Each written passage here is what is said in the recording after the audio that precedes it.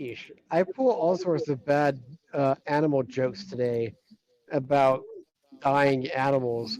Says I'm Hold horrible, on. and yet This is very you get important away for with context. Do you mean dying as in color or dying as in death? death. Thanks. Oh, Well, okay. This I is saw much worse. I saw a dead deer on the side of the road. I'm like, hey, there's Elliot. Fuck. I guess the hunter Yeah, got he him made a after fucking all. joke about like the show Sweet Tooth, which we were watching a couple like months ago, and he just like made an offhanded joke, and I was like, that's fucking terrible. I mean, I Wait, remember I I don't saw a remember dead that. armadillo on in my trailer park. It looks like somebody hit it with a car or something. Wait, what else are you supposed to hit it with? The brain. Austin. Yeah, Matthew's gonna axe that conversation right there. Well, it's more he's muted, so I'm trying to get a gauge on if he's even here.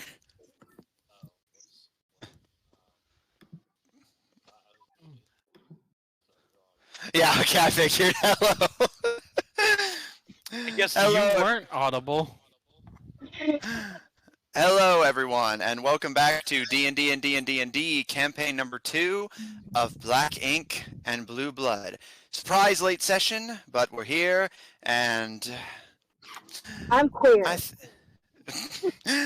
and let's dive back in to Black Ink and Blue Blood. All right, come on. I remember whenever that word meant just weird. Get off the computer. Get off the computer, honey bun. When She we keeps last left walking. off,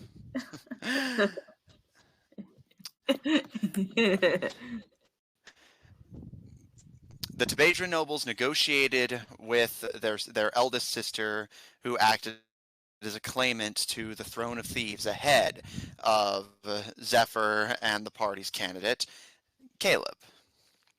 And after some negotiation, the chemist agreed that she would, for now, settle to be co-regent rather than acting nobility, at least independently.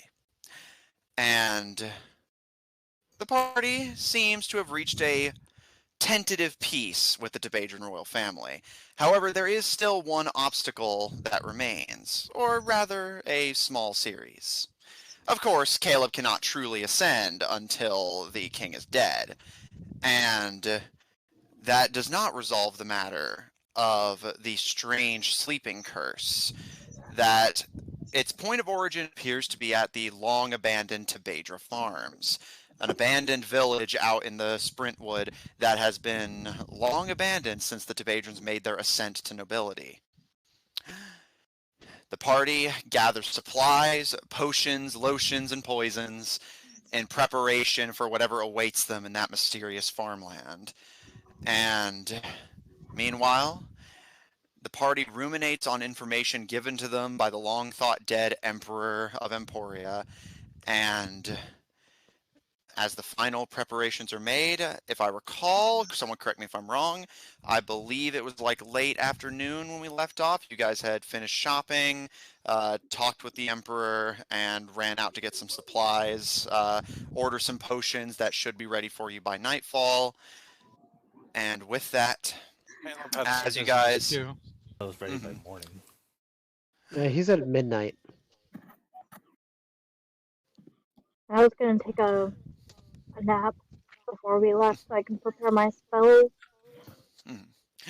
All right, so Lucian heading upstairs in the Bear's Lodge to rest. As you all assemble your supplies, look over your new purchases, and make your preparations for the upcoming trip, what would you all like to do?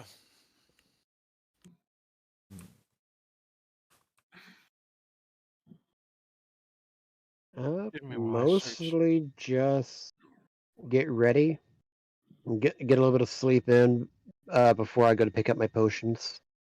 Okay. Tuco? There's nothing I can think of to do right now. Okay. Zephyr?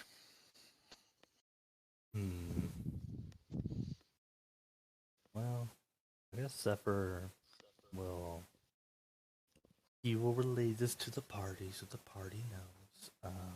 But I guess before Zephyr leaves, he's just gonna be like, well, I'm gonna head to the treasury.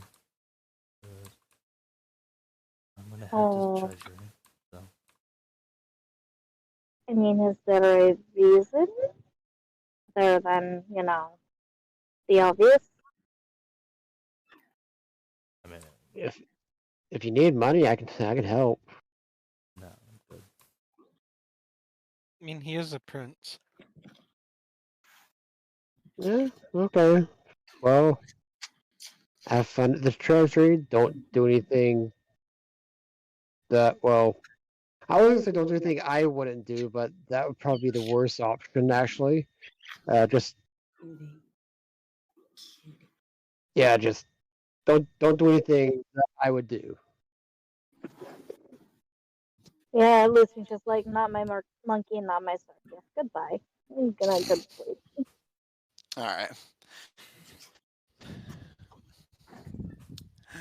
Zephyr, you make your way to the treasury. If anybody wishes to accompany him, you may. And Caleb, what will you be doing as any preparations you wish to make before the party heads out on their trip? Well, first off, he needs to get his potential backup plan for a situation at least forming. So he's gonna try to find Dimitri and his broker friend Jerry Rig. Okay. So the elves are running upstairs to sleep, but again, if you guys change your mind, feel free.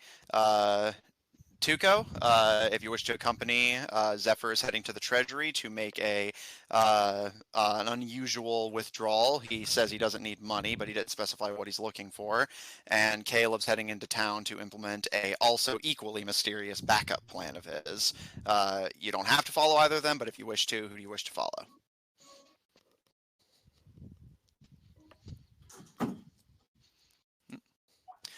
Oh, they are AFK at the moment. We'll circle back. What? I was asking who you want to follow. Yeah. What? Which one? Oh. Oh. Sorry, I had to take Nyx down to go to the bathroom. No worries. Zephyr is heading to the Tabedra Treasury to make a withdrawal, and Caleb is heading into town to find his friends. Who do you wish to go with, if either of them? The elves are just sleeping upstairs for the time being. I'll go with Caleb. All right.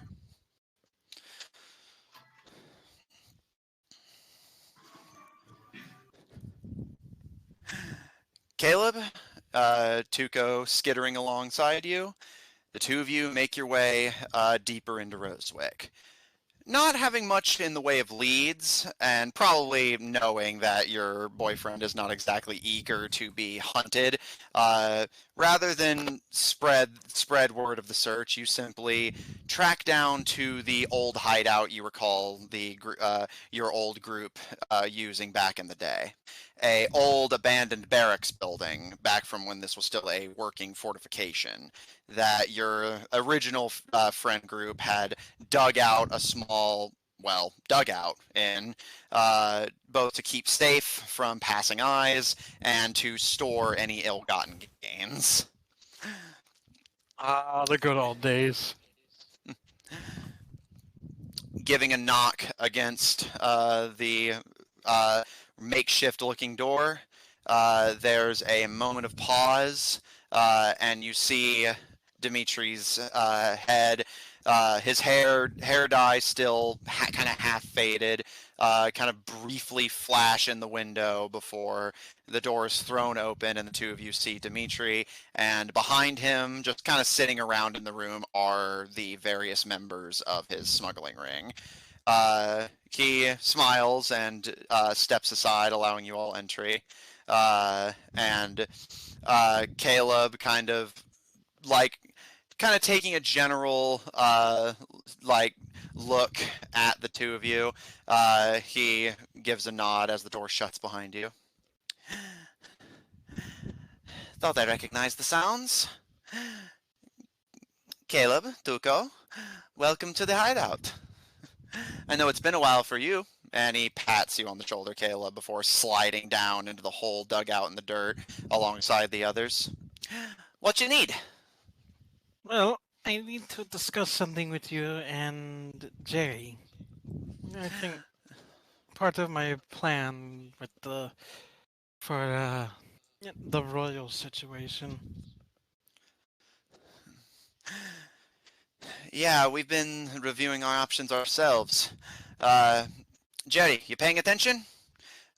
Jerry, you see, who's laying with his back on the floor and just kind of kicking his legs up against the opposite wall, like tilts their head upside down to look at the three of you. Huh? All right, that'll do. Pay attention, Jerry. All right, what do you need from us? You need money, weapons, poisons? Well, I'm trying to make a plan for if the king does not die. And I need some leverage. And I'm thinking the information that I learned, if spun correctly by someone who knows how the spread of information, could be that tool. Well, if you need information or misinformation spread, Jerry's your guy. Jerry kind of slowly rolls over and sits up to be sitting on their knees, their loose sleeves dangling at their waist as they kind of stare at you and Tuco, unblinking. There is no verbal response, although you get the impression, at least, that Jerry is listening. Now, first things first, I need to know if you can be trusted with this kind of information and that you understand its possible power. This is information that, if understood in the right way, could basically destroy this very kingdom. I don't understand information, Mr. Caleb. I just spread it and hear it and tell it to people. You know how to put a spin on it. He kind of tilts his head, seeming kind of confused, but Dimitri leans in and he means, do you know how to lie? Oh, yeah, I can lie. What I'm telling you is true, it's just a matter of how you interpret it. Jerry again looks confused, but Dimitri leans in. Again, he just wants you to lie.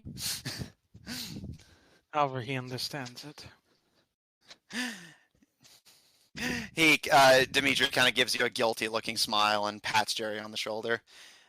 He's good for it, trust me. He's a little slow, but he'll get there. Now, Caleb, and Caleb will fill them in on the deal the king made. All right.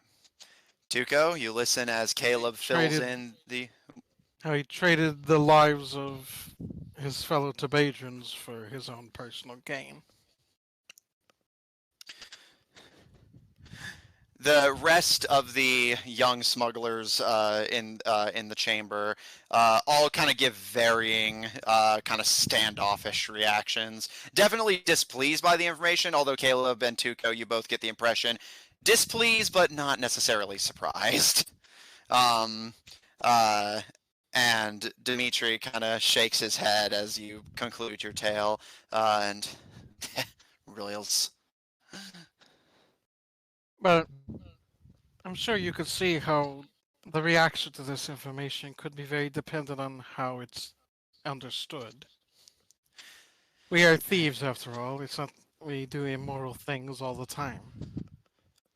Jerry gives a nod, and in probably the longest thing you've ever heard him say, and by far the most eloquent and well-worded, Jerry gives a nod, and technically speaking, they didn't do anything wrong, but if we tell them and really place emphasis on the fact that it was people we knew and trusted that were sent to their deaths, that makes it seem different than just a simple power grab. If we frame it as a power grab, everyone will just respect the tenacity and the willpower it took to do that. But if we point out that it was a slaughter, that makes it look a lot different. Makes the king look worse. His power weakens, your power grows. And of course, I imagine if we put it right, we can maybe try to make it seem like it's something he may do again. Could be anybody else could be sent to the slaughter for his gain. I'll make sure everybody knows, Mr. Caleb. And That is. Hold on. I wanted to say I don't want this information immediately released. But if the everyone king, looks to you. after all, as it stands, the king is possibly going to die anyways, and I'll achieve my goals somewhat without needing to do anything. But if the king does not die, and well, if the king does not die, I'm going to suggest he retire if he does not take my offer. Then we will spread this information. Blackmail. Give him no other option than to accept the deal or die. Makes sense, Mr. Caleb. Exactly. So, I want you to hold on to this information, but be ready to spread it once me and my party have some business we need to take care of and to try and solve this problem of the sleeping curse, or whatever we're calling it.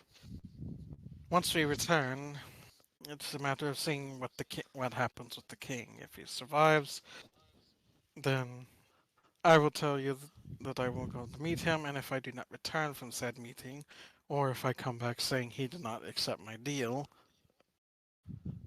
you spread the information. Get the people into a frenzy. Jerry gives a nod and, yes, sir. And with that, lies back down on his back and plants his feet back up on the wall. Dimitri, who's just been kind of leaning against the wall of the dirt hole they've dug, kind of looks to the two of you in the doorway. And although I'll tell you right now, if it's a you don't come back at all situation, I'm killing him myself. Well, hopefully if it's I don't come back situation, it's just I'm locked in a cell. Then you could just My break point me stands. out. I can multitask. Very well. Hopefully, the king is not usually a foolish man. He's pragmatic. I hope that he will see that he has no real choice in the matter and will accept the gracious offer to his retirement. Basically, he can choose to live out his final days in relative peace and wealth, enjoying the fruits of his labor, or he can watch it all burn.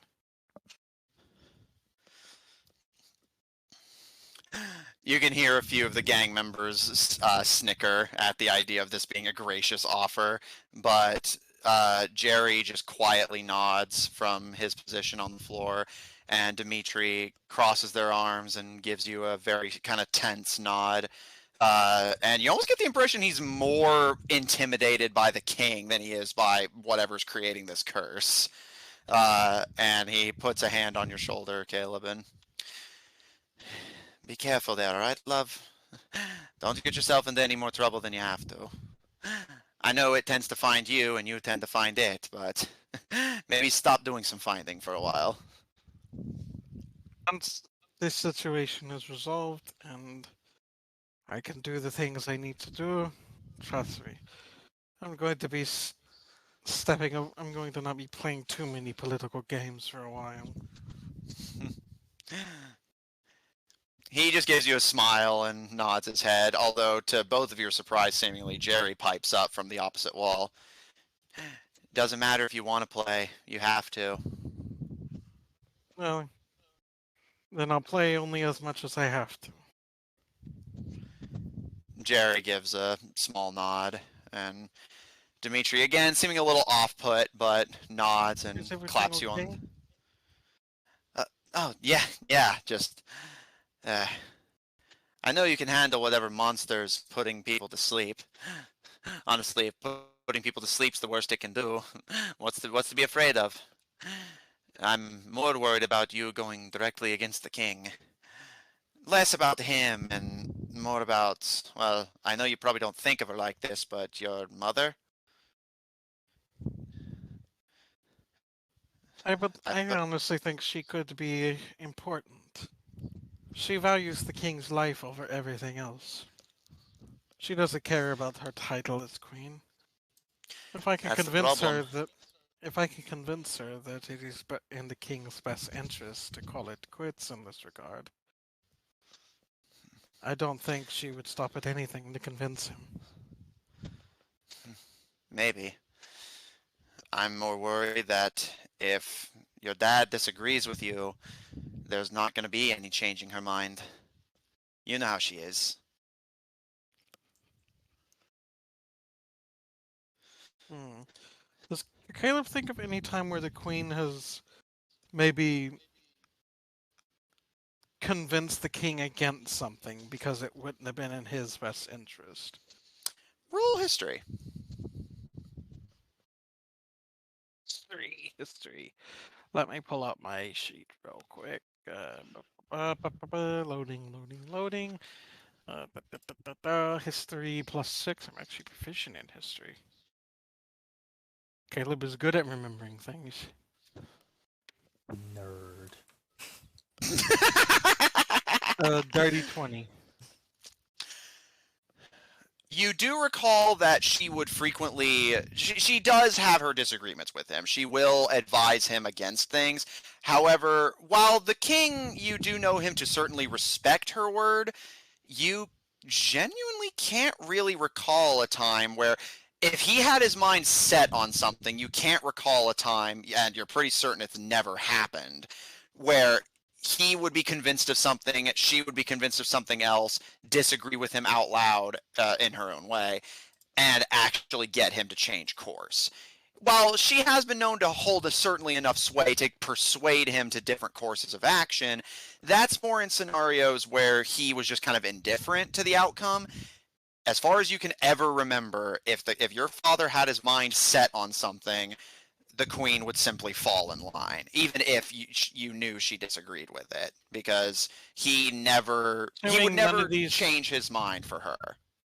But I assume none of those decisions involved his own well-being. Yeah, most of the time it was generally kingdom decisions, or making deals with certain unsavory people. But Caleb knows that above everything else, the queen values the king. Mm-hmm. So yeah, you've never known, the king's never been in a position before the Scar Concord to be forced to negotiate for his own life, but you never, as far as you can recall, outside of that type of situation, the queen has never changed the king's mind about anything he had his mind set on.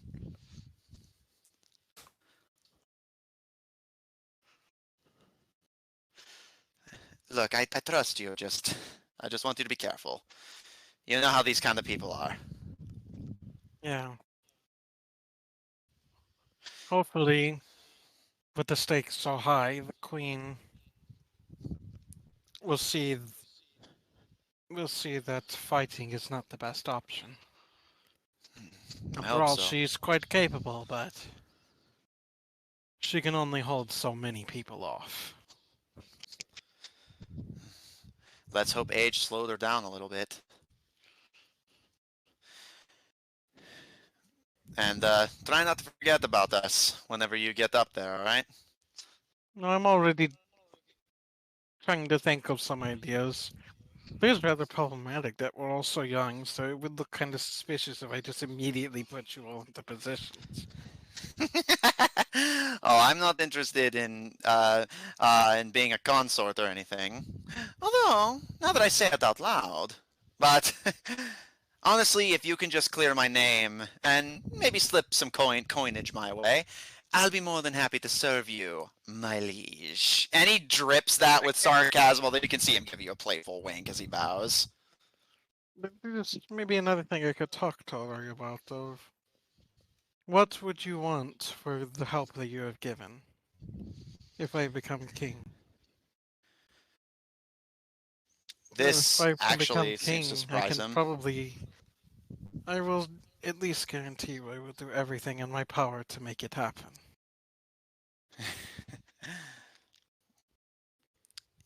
You don't need to think of it like that. I help you because that's, well, I know why you help me, but I'm sure your friends want something out of all of this. he looks to them and they all kind of look to each other. Jerry just kind of stares silently at the ceiling and doesn't offer a response at all, at least not an audible one. Um, the rest of them, again, there's a silence, but eventually, uh, um, initially, it is the Jane, one of the few surviving members of the original team. The girl That that Caleb was gonna be hooked up with. yes. Um, But then, there she was a slight preference issue. yes. She steps forward and signs out after a moment of kind of cautious consideration. Ever since we became a real kingdom, my family, well, let's just say your family has some debts to mine that haven't been paid. I don't like asking for money, but maybe in your travels you could get us in touch with a few of the merchants out east. Give my family a chance to get back to where they once were. I think I can manage, and I'll even help your family out with these deals, and give you my guarantee that you will have free, that any trade they do will not be harassed. Rosie, next to her, gives a nod and sounds fair to me. Anna, for her part, kind of leans forward and you said that you were planning to get us out back on the highways again after this was all taken care of, right? Of course, it is a major part of my plan. Well, if you're offering, and she kind of twirls her hair around her fingertips, I want to join the highwaymen. I think that can be arranged. And finally, Tandem is just kind of silently staring at the ground. And you can see Dimitri kind of put a hand on their shoulder, lean in, and whisper to them.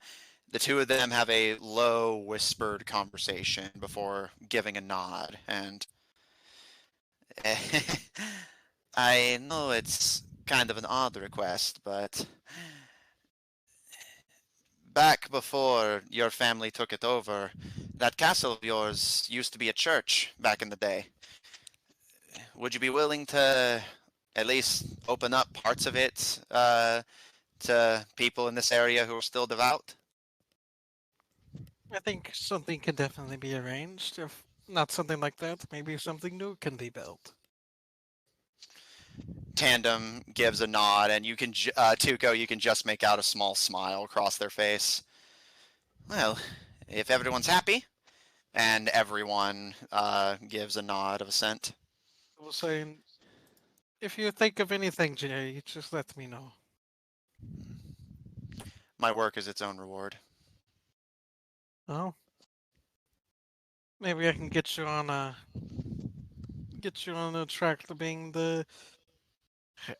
like my main informant, since you like gathering information so much. This actually seems to give Jerry pause, and there's a long moment of silence before. Ordinarily, from what you've known them since being introduced, they've again pretty silent, doesn't talk that much. They actually, it sounds a little forced, but they do manage to pipe up a, okay. There's no emotion to indicate that they're pleased or displeased by the offer, but they at least have accepted it. Very well. I think all of these requests can definitely be managed. All we got to do is get in position to do it. All right. Sleeping curse first. Kill the king second.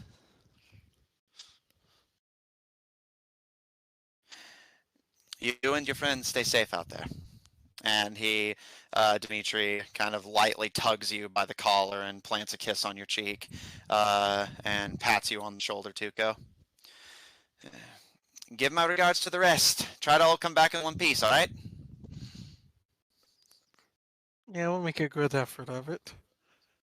I have And important don't things to do. In this life, not the next. That's what I like to hear. And don't worry, babe. We're not just sitting on our laurels here. We're working on a few plans ourselves to make sure your ascent to the throne is nice and smooth.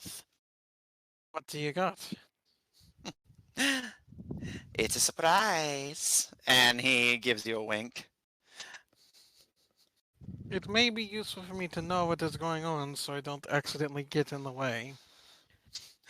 Well, I doubt that would happen, but fine.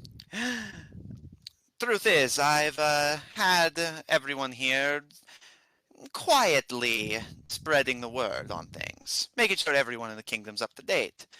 Jerry's been drawing up a few posters. The rest of us have been wheeling and dealing, as they say in the big cities. We're making sure everyone who supports you is organized. If, for whatever reason, the king changes his mind, honestly, given what's going on, certainly possible, or if one of your sisters makes a move against you, or if for some reason your brother comes back, we've got contingency plans. Make sure that they can't get to you right away. At least not directly. We can't do much in the house, but we've got word spread around here in town. If they try to send anybody after you, word will get back to us, and then that means it'll get to you.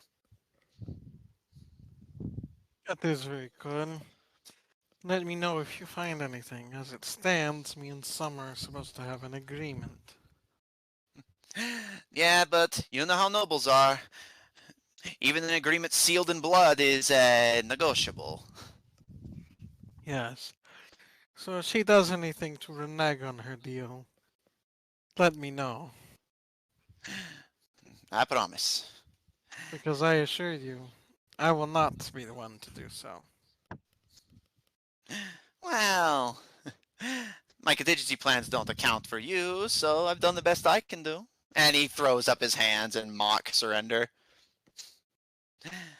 Caleb is like, though I will. I do think I do need her. I might need her support if the king does come out of it. Maybe another voice could help bring legitimacy to it. And she is True. quite eager to have some semblance of power. He gives a nod, and we'll keep an eye on things here while you guys are away. Oh, and be careful out there. Word is there's a blizzard coming from out west.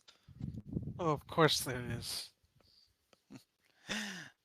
When it Yeah, snows, it blizzards. he kind of scrunches up his nose at the malaproper, but something like that.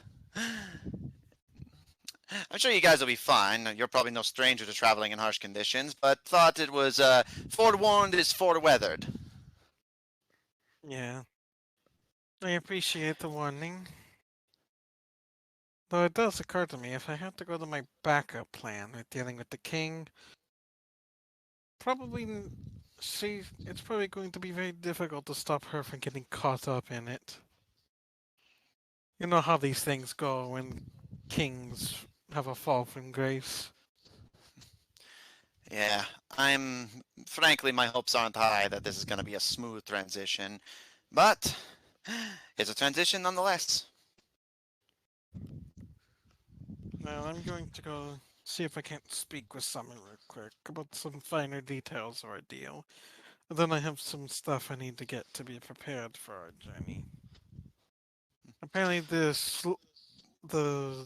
sleeping curse me are sending to Tabedra Farms, and everyone that goes there falls asleep. So I need to get this. So I need to get this coffee that apparently keeps you awake. All right. Well, if you need Summer, last any of us saw, she was heading up to the castle. Hasn't come back. Well, you know her habits better than us. Right, well, I should go speak with her real quick before I make my final preparations. Edible will say goodbye to everybody and wish them luck on their end. Which they all return kindly, and Dimitri gives you a kiss before. Seriously, don't die. I'll be pissed. Well, it's going to be a long time before you'd get any retribution. Oh, I'm a patient man. But he gives you a smile and a kiss on the head. Alright, get out of here. And I guess with that, Caleb will hurry to the castle. Because I think it's probably Alright. going to start getting late soon, right? Yeah, by this point, the night is going to be falling soon. So he's going to try to hurry to catch Summer before she goes to sleep or something. Because he has a Alright. feeling the party are going to want to move out as soon as we're ready. Okay. We will circle back to you. Zephyr. Zephyr. Jeez. Making your way up to the castle, as expected, you are greeted warmly and allowed in freely. And while you've not necessarily had much reason in the past to go there, you make your way through the castle and seek out the royal treasury.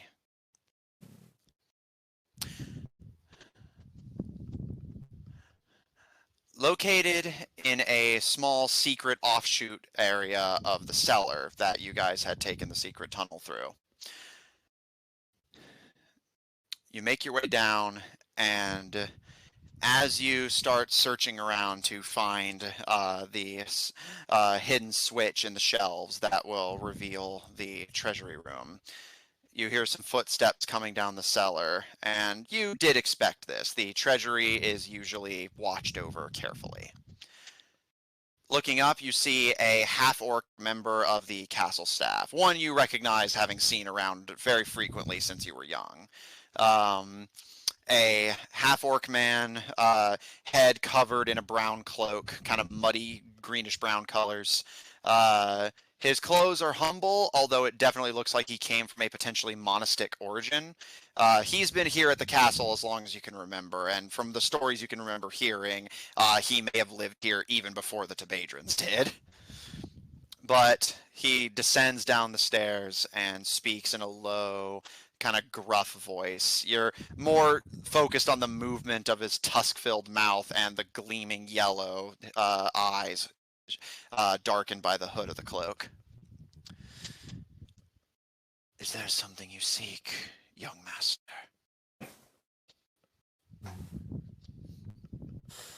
I mean, I seek to see what's in the treasury. Are you making a withdrawal? Yes. Withdrawals not to be made without the king and queen's approval.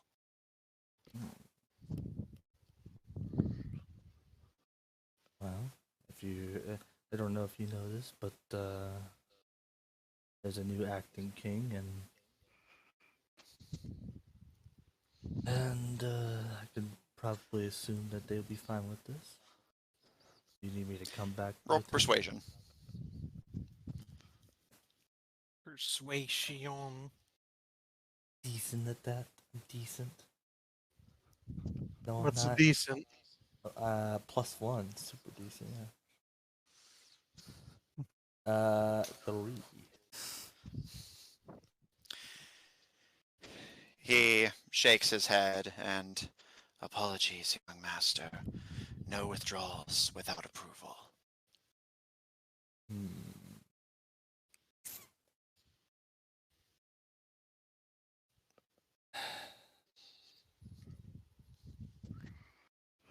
Well, that does put a damper on my plans.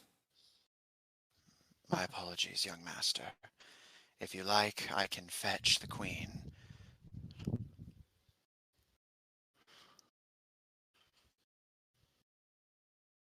Sure, you can go ask her yourself. He gives you a bow, and I will return shortly, young master. And with that, he retreats up the stairs and out of the cellar. Is he gonna proceed? Possibly, yeah. You know, All right. Man just left the door open. You know. Okay. Zephyr, giving a few moments to ensure he's left, you flick the switch, and the shelf in which Stanley had been stashing his black market weapons flips to reveal an entrance leading deeper into the dungeons. This little hidden compartment nestled between the wine cellar / weapons cache and the dungeons that the doors outside lead to.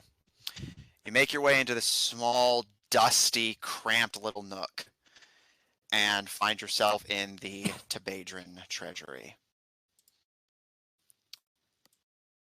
While the Tabedran's wealth is not traditional, at least in the sense that there is gold and jewels, It is great. there is quite a lot of wealth in the form of various interesting things that have been hunted over the course of years of banditry. Quite a few magic items are stored here, usually with the intent of being studied by your brother, who is not here to enact such studies. And of course, there were always some in the backlog that he simply never got around to. And there is some in the way of just kind of small treasures that you could presumably sell off. But most of the cash takes the form of armor, weapons, and various tools and goodies that have been taken off of unfortunate travelers.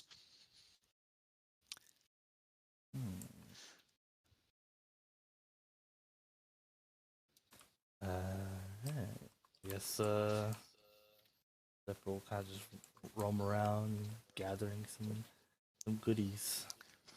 All right, so I will say I basically have these sorted into categories. There's weapons, armor and shields, rings, wands, spell scrolls, and wondrous items. Gonna rob his own treasury. Yeah, pretty much. I had this. I've been holding back on doing this for like the longest time. Yeah. So which category do you wish to look at?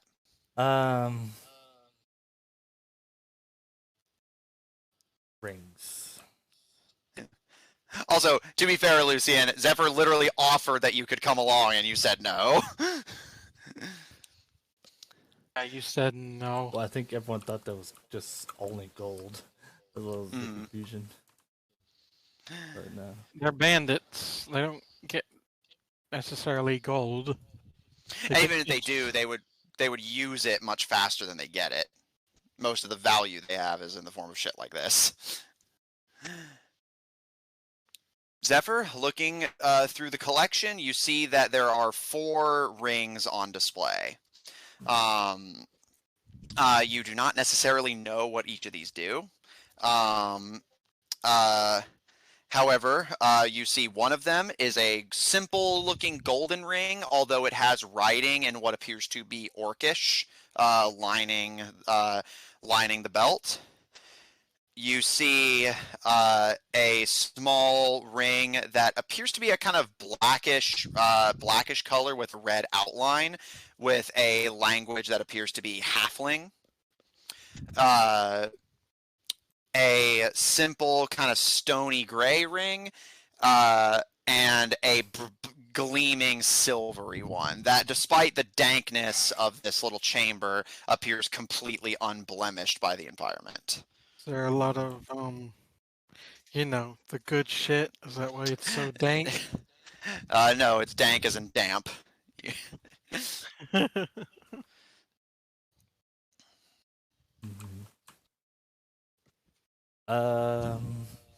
Since I don't know Yeah, what each of these do, I'm going to take them all. Okay. Take everything. All right, and do you want to look at any of the other item categories, or are you just going to take all the rings and go? What was the other item categories again? Weapons, armor and shields, which are just together. Wands, spell scrolls, and wondrous items. I guess wondrous items. Yeah, I don't really have any use for weapons Okay. and shields and all that. One of the items you're able to immediately clock.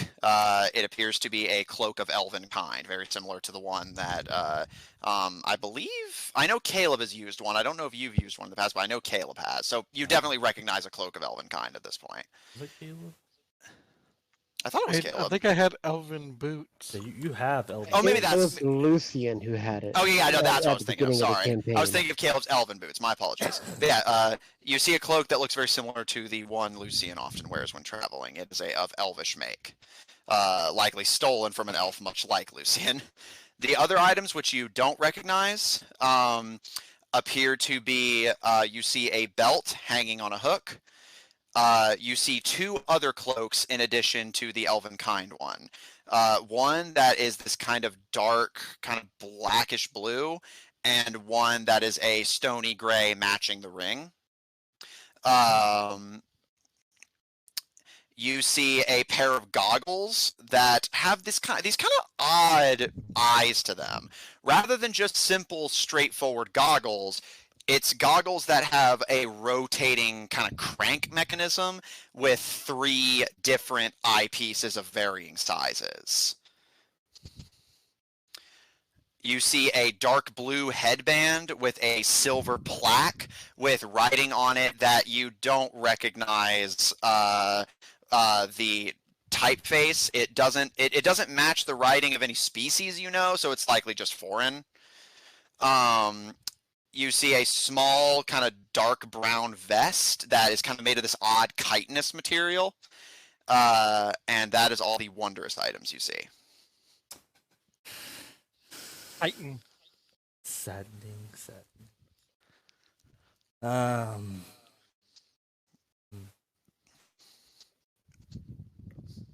Sadness.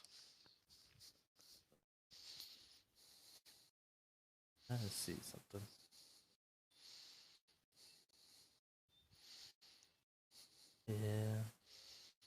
Yeah, be careful for that.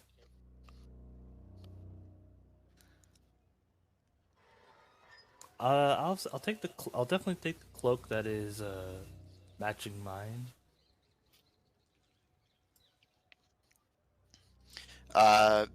So the gray one, the black one, or so you're gonna take the black one, I assume. I mean, yeah, I'll definitely take the one that like matches the. Oh, that matches the ring. Okay. All right. Noted. Okay. Taking anything else, or are you good? You know what? I will take the cloak of. Okay. One cloak of elven kind, one gray cloak, all the rings that were stashed in the treasury for study. And do you close the treasury behind you when you Zapper's leave? going to study them. I'll just proceed to like studying it.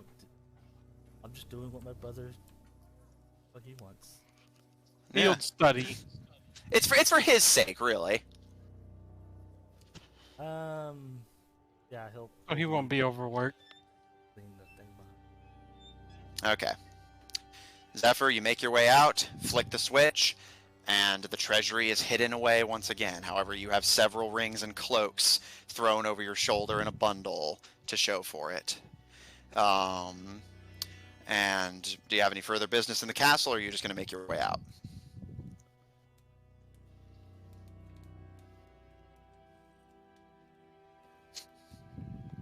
You know what?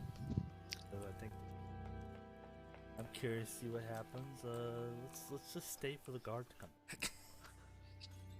Okay.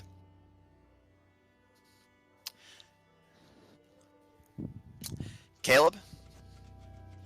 Yep. And Tuco, since you are alongside Caleb.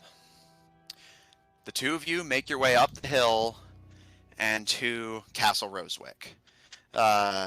And Caleb, are you going to be stealthy about this, or are you just going to walk on in like you own the place? I mean, he does, so... All right.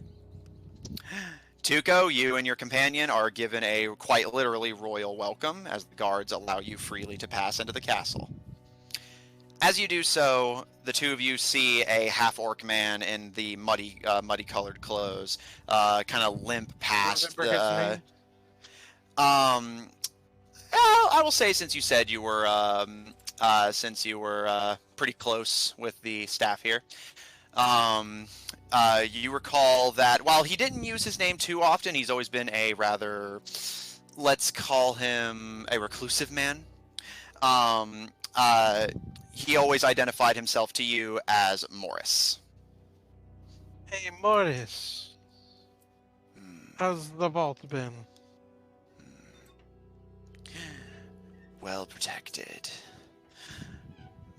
Your kin is currently gathering the things he wishes. He has currently gathered 2 cloaks, and he kind of tilts his head in thought, almost like he's calculating in his head. 2 cloaks and 4 rings. Yes, that sounds like something Zephyr would do.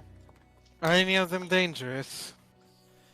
He shakes his head, and not at all. I would never endanger a member of the royal family, my lord. In fact, I was just on my way to get the Queen's approval that your sibling is allowed to possess these items. Otherwise, I'm afraid I will have to return them.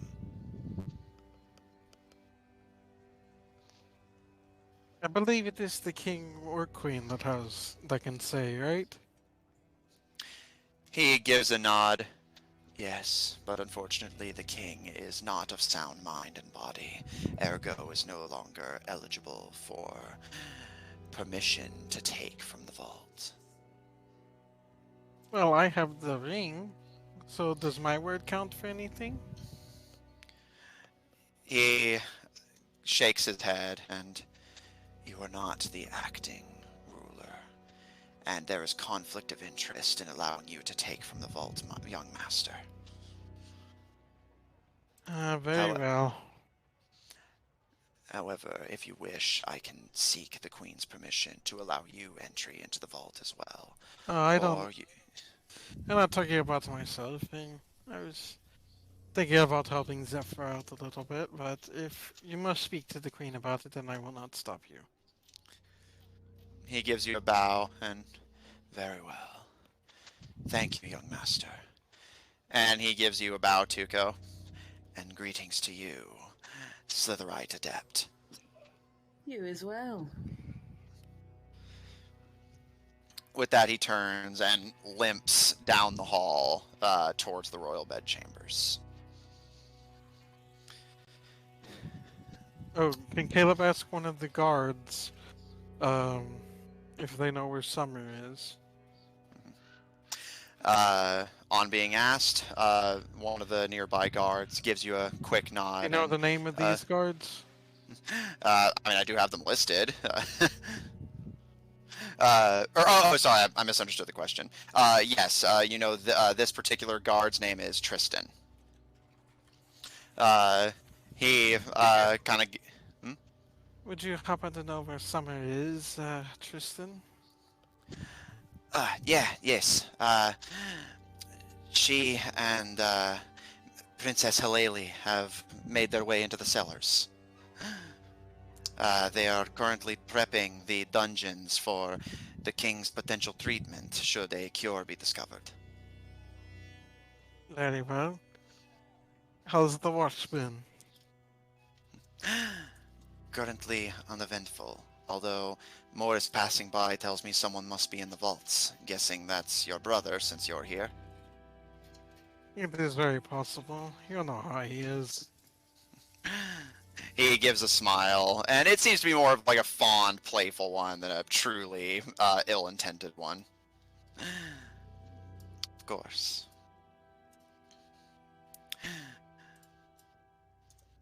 They'll be in the dungeons if you need them, Your Majesty. Thank you. I shall go speak to them now and keep up the good work. He gives you a salute.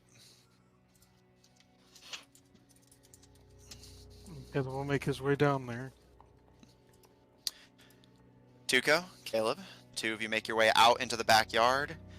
Tuco, having not seen the royal garden of Castle Rosewick yet, making your way out, you see Caleb seems to be making his way immediately to a set of cellar doors on the opposite side of the garden. The garden itself is unfortunately in ill repair. Most of the plants are sadly dead, and a lot of the pond has dried up. However, you both see a beautiful golden tree. Its golden leaves falling in cloves all over the garden, creating those beautiful autumn leaf piles of solid gold leaves. Caleb, you would recall that this tree was always a prized possession of the family, an exotic sapling that does not grow in this land naturally. Ergo, this one in Tabedra is probably the only one in Yav. I'm guessing it's taken a lot of care to keep it going. Mm-hmm. A lot of fertilizer, you could say. Yikes. Caleb's gonna have to make a note to make sure that tree keeps going.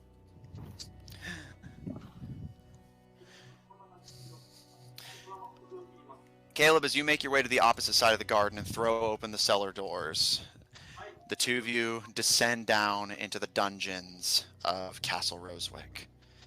And already Is there you can anybody see locked in the dungeons right now? Not at the moment, since the Tabedrans haven't been really, like, acting recently, the dungeons have not really been put to use. And really, they aren't very commonly used anyway, at least not these days. Already the two of you see in the furthest cell on the right, you can hear the echoing voices of Summer Tabedra and the Elvish Princess Haleli.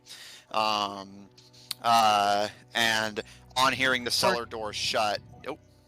I was gonna know before Caleb, like, went in, he was gonna listen to what they were saying. The two of you listen carefully, and you can hear it's a little jumbled, but you're able to hear their two voices echoing up through the hallway as you open the cellar doors.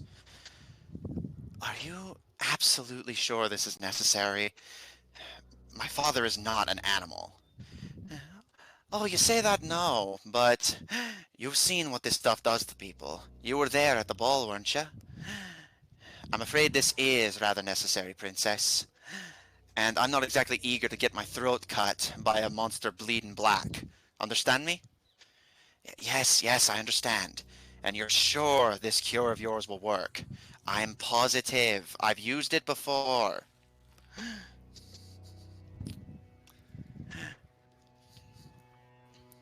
By the time they get back from their little mission to the farm, the king will be all better, and everything will go back to the way it was.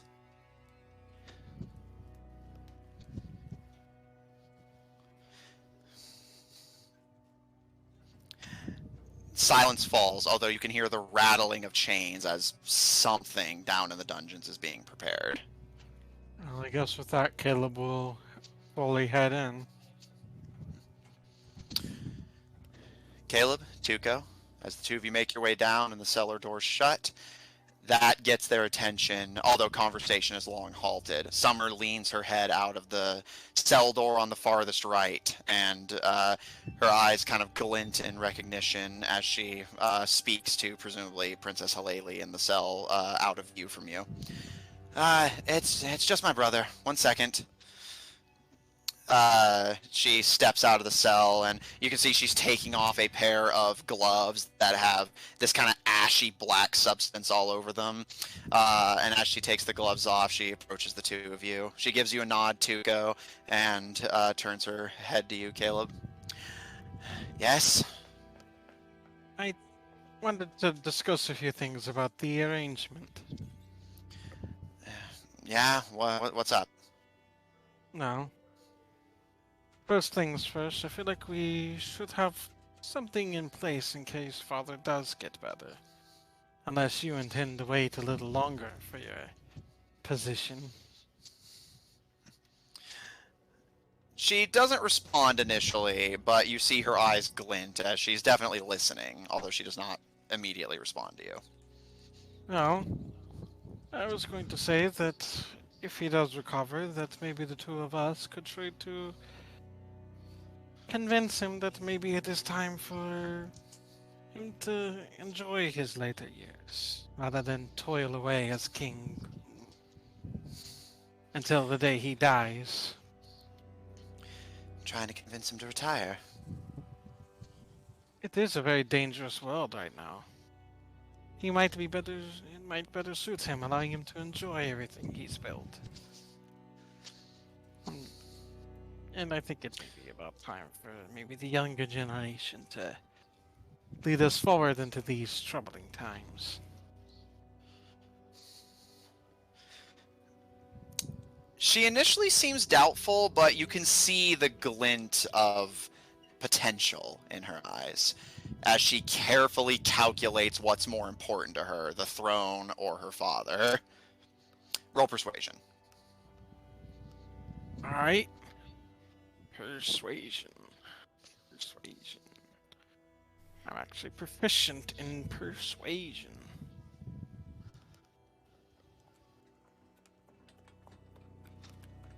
Turn on the light. Oh, that's very good.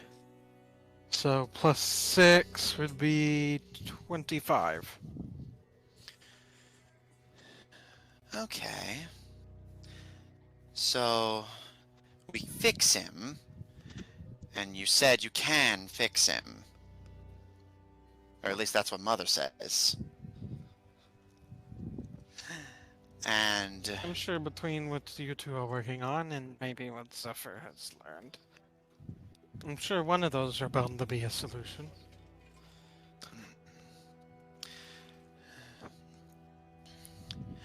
okay, I'm willing to give it a try. And I figure maybe if we can, with how much our mother cares for father, I figured if we could, even if maybe we don't fully get through to him, if we can get through to her, she might be able to finally convince him. And if he refuses, No, then I guess we'll just have to wait.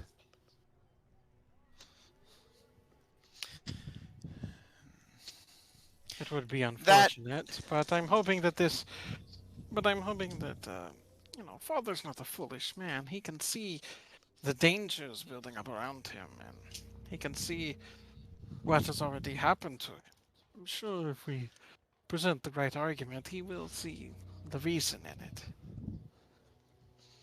And most importantly, the benefit to himself in it. Especially if we promise him benefits while he lives out to the rest of his years. A little percentage of the treasury here and there and all that. okay. But the farthest I'm willing to go is exile. Neither I nor you nor any of your friends, and she kind of suspiciously glances to Tuco, will lay a hand, claw, blade, or paw on father. I promise that neither me nor my party will do anything to father. She gives you a smile and holds out a hand. Then we have an agreement. And I will agree to that. Now there's one more thing I wanted to add to our agreement. Not a smart move, changing terms after we shook hands. What do you need? We shook hands on the plan if father gets better. We haven't shaken hands on a formal agreement between us two. Just what we'll do to make sure it goes into place. She squints a little suspiciously. Don't worry, it's not much. It's just that I wanted to make clear. There's one point I will not compromise on. And that She is crosses her arms. that I will use everything in our power to help see the Concord burn. I have no problem with that. After what they did to father and what they're doing to mother, if I could get to them, if I didn't have royal duties here, I'd poison every last one of their suppers myself. That's good to hear. I wanted it understood that we are going to take action against them in the best way we know how. Bloodshed and violence? And she gives you a smirk. Yes, and they'll find it very hard to... I'm sure their royals will find it very hard to enjoy their luxuries if they're all stolen. And their people find it very hard to eat if their food is all going somewhere else.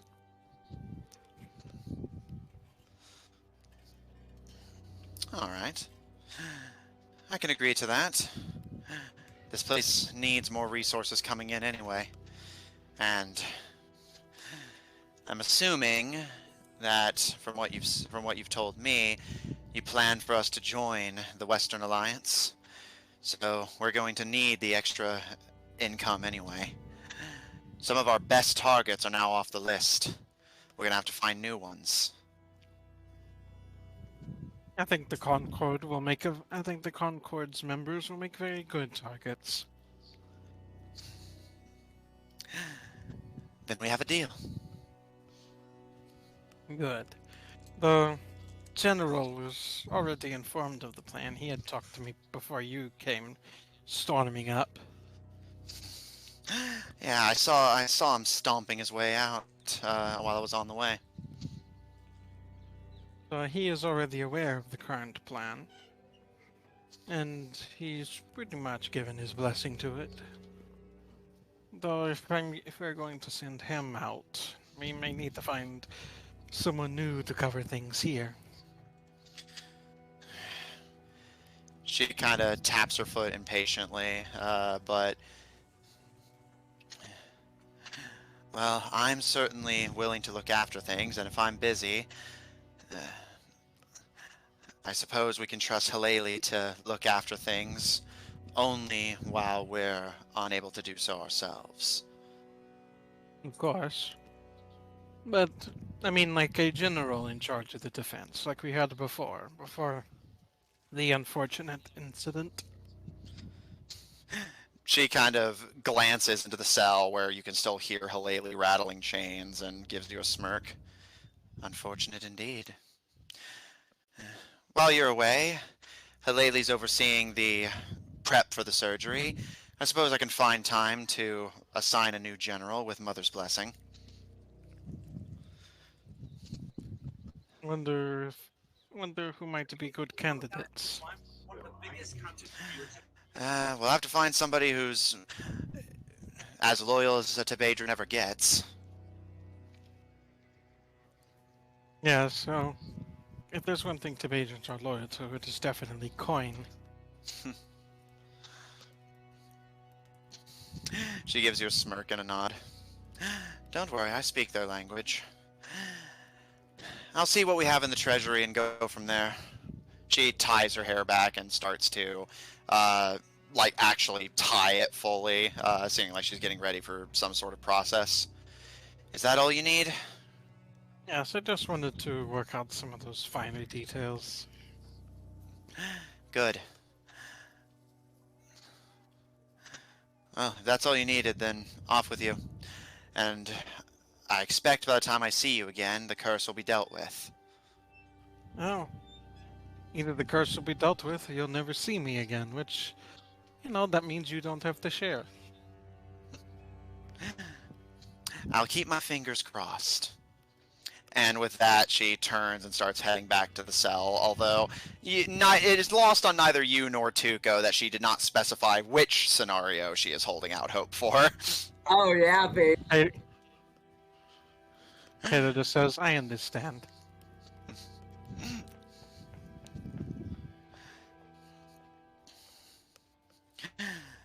Is there anything further the two of you wish to do while you are on the castle grounds, or are you content to return to the inn for now?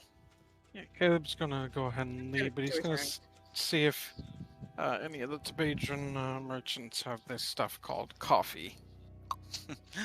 Okay. Tuco, anything from you?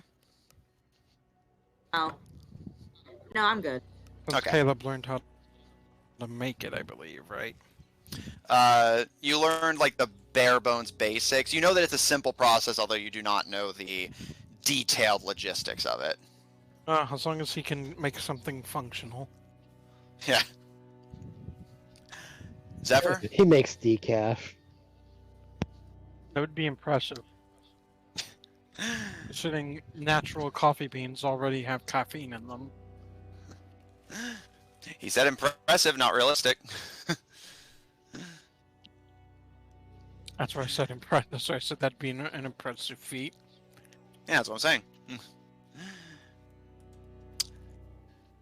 Zephyr, eventually the limping treasury guard returns, descending down the stairs. And he gives you a bow, and it is with the Queen's permission and favor that I allow you to keep 4 rings and 2 cloaks from our treasury. May they serve you well, young master.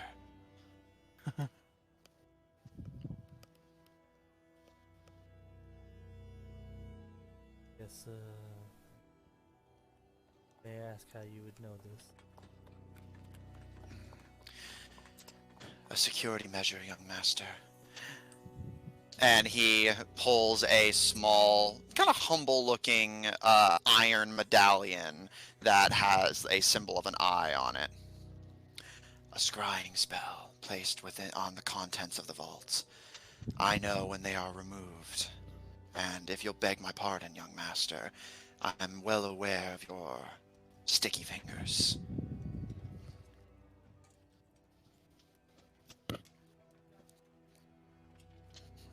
Is there any more further service this humble guard of the treasury can do you, young master?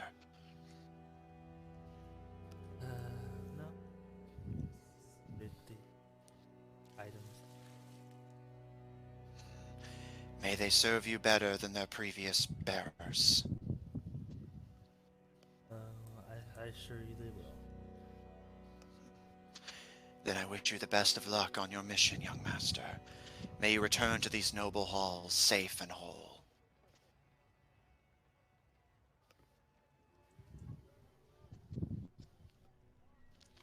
Back. All right.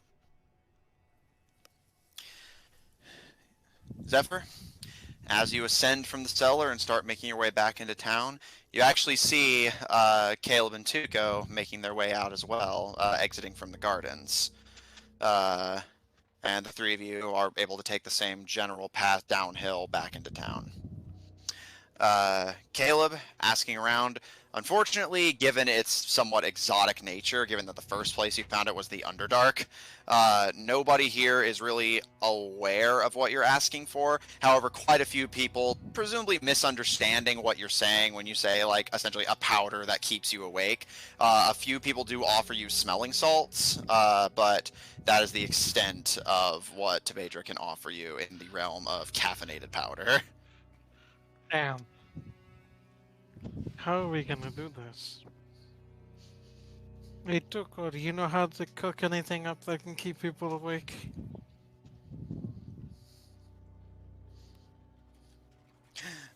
You're muted if you're talking, Tuco.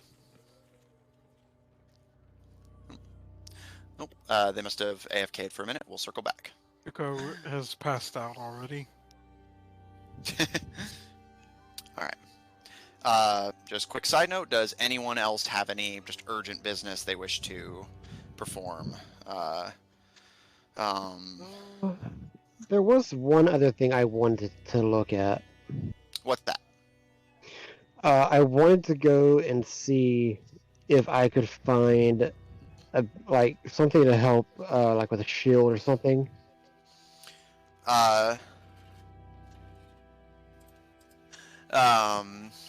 So you just want to get a shield? A more powerful shield. I got a regular shield, but I want to see if I can get something a bit better. Yeah. So you Yes. want a magic item? If it's doable.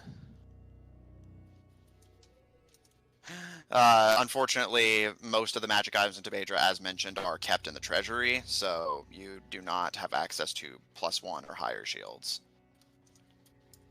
could I, could I go and see if I could talk to someone about it? Maybe offer a trade for like a magic item for a magic item if they're interested. Bear in mind, it's not that people. It's not that you can't afford magic items. It's that they don't have magic items. Any magic items that are found is. Talking, trading from the treasury. Are you gonna try and negotiate from the treasury itself? Yes. Okay. Making your way to the castle grounds, the guards stop you at the gate. Halt there. What business do you have in Castle Rosewick? I'm with Zephyr and Caleb, but I have business, hopefully, with the Treasury. I want to see if I can't make a deal to make a trade. The two kind of look to each other and... I remember seeing him with them before. Fetch the Treasury guard.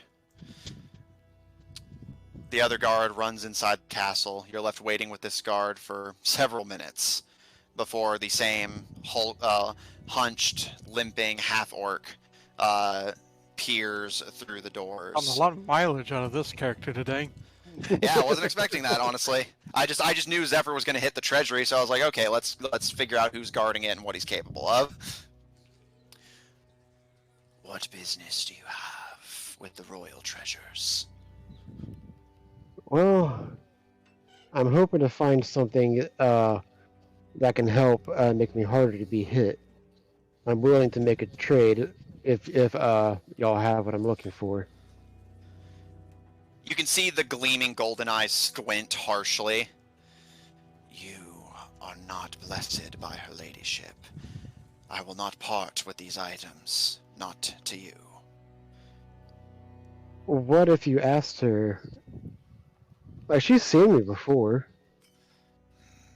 and I'm willing to let you hold on to one of my items as proof that I am indeed willing to trade, not steal. What items have you to offer us? I will take out the Dark Elf Inquisition Lance. Anything else? I have more. Russian stick. There's one. It doesn't look like much, but is profitable if done correctly. I will be the judge of that. Well, be careful what you do with it, and I will bring out the bag of mini candies. Anything else? That is all I'm willing to trade. And what do you seek in return? If y'all have it, something that can make me harder to hit, preferably a shield of some kind. Shields, we have many.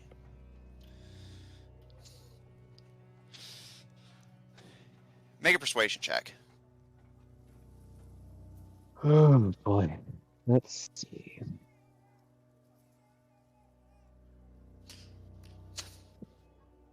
How's my persuasion?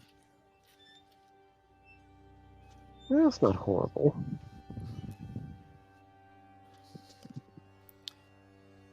That is a 17. We have a shield, non-magical in nature, but made by the artisans of the denouement people. For these items, and he holds up and he gestures to the two you are holding to him. For both of these, I will part with this masterwork item.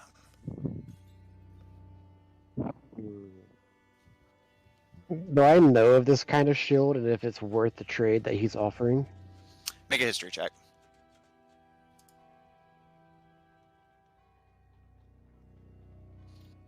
That's a 15. You do know that the people of the of denouement are infamously brilliant craftsman, so it does sound believable that a shield that they designed would be certainly very capable, certainly an upgrade over a traditional shield at any rate. You are admittedly uncertain if the trade is completely fair, although more because you don't necessarily know what the exact value of either what you're offering or of what they're giving you is. But you do know, in theory, this shield is definitely a cut above average shields. But that is the extent of your knowledge. The Gyogran territories and denouement are on literally opposite sides of the continent, so they haven't had enough encounters with each other for you to have a great knowledge of their weapons. Fair enough. Would it be agreeable if I see the shield first? He considers and for I'll a give a moment. demonstration of what the bag can do. I did pay 10,000 gold for it. I require no demonstration. I'm well aware of the item's properties. Oh. You may see the shield, but only if you turn over what you offer to me. Collateral. And he holds out a dark green hand to you. That sounds fair. And I'll pass them both. How'd the trade go? Stay here. And with that, he turns and limps back into the castle. He's gone for several minutes, just long enough for you to begin to doubt if he's going to come back at all, before he reemerges with a shield in hand. It appears to be a relatively humble shield, a buckler by design. It, as he mentioned, does not, at least obviously, appear to be magical. However, it does proudly bear the sigil of the Denouement Commonwealth, one of the great southern kingdoms. Their effigy of sorts is two waves cresting over a hill as they control a lot of the southern coast. The shield itself is golden with a gray trim, and it appears to be solid metal, a buckler by design. Lightweight, at least for a shield, but certainly seems well made and durable.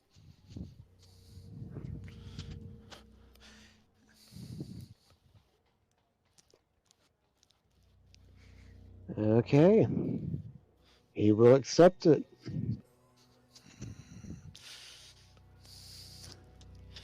May the shadows guide your path. Well, that didn't sound perilous at all.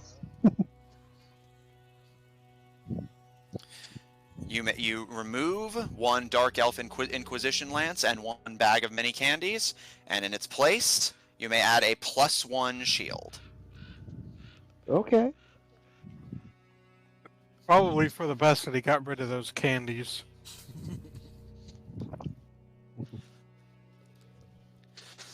Any other business, what's-his?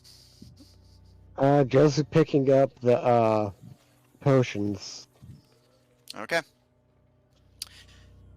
And, anyone else? Everyone good? I guess Caleb will get some of those smelling salts. Okay, give me just a moment.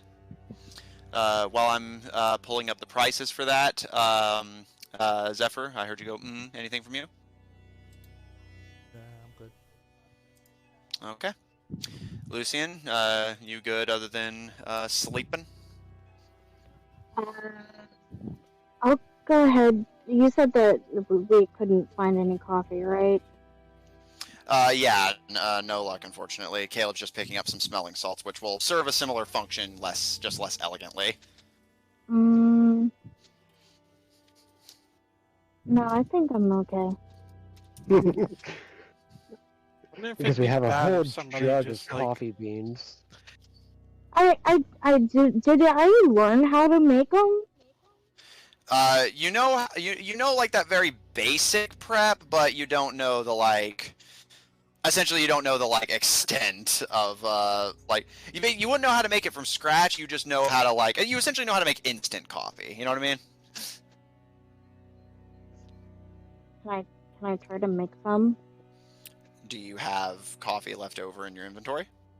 I think Wits has had the coffee, but I could always just get it from his room when he gets back.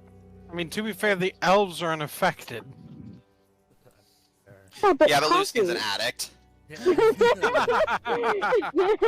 And I had given Lucian one of the jars of coffee I just beans, didn't put it in my inventory for whatever. They'll have honey. and I gave someone else the other jar. I think. Oh yeah, it was the Gyogren girl that we pissed off. Yeah, Halili. Yeah, All right. and Caleb would know about those coffee beans because he was there, wasn't he? Oh no, yeah, it's not that he doesn't know. It's that just frankly they're not in this area. Yeah, I'll try They're to. I'm gonna They're try only to in the Underdark because it's tropical. I'm gonna make a couple cups, I guess. All right. Are you proficient with brewer supplies? No. All right. Given that you do not have the tools, I presume. Wait, do you have brewer supplies? Nope. All right. Make me an intelligence check at disadvantage. And- Disadvantage. Listen. Yeah. As somebody who has legitimately used like plates to crush like beans, I know I can do this. Wow. Oh yeah, I said you have. could. Yeah. A, you have. B, I didn't say you couldn't. Otherwise, I wouldn't have let you roll. Okay. It's just going to be very hard when you do not know how to do this, nor do you have the tools. I rolled a 4, so 8.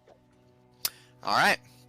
Lucian, you make some brown sludge that you're pretty confident is coffee.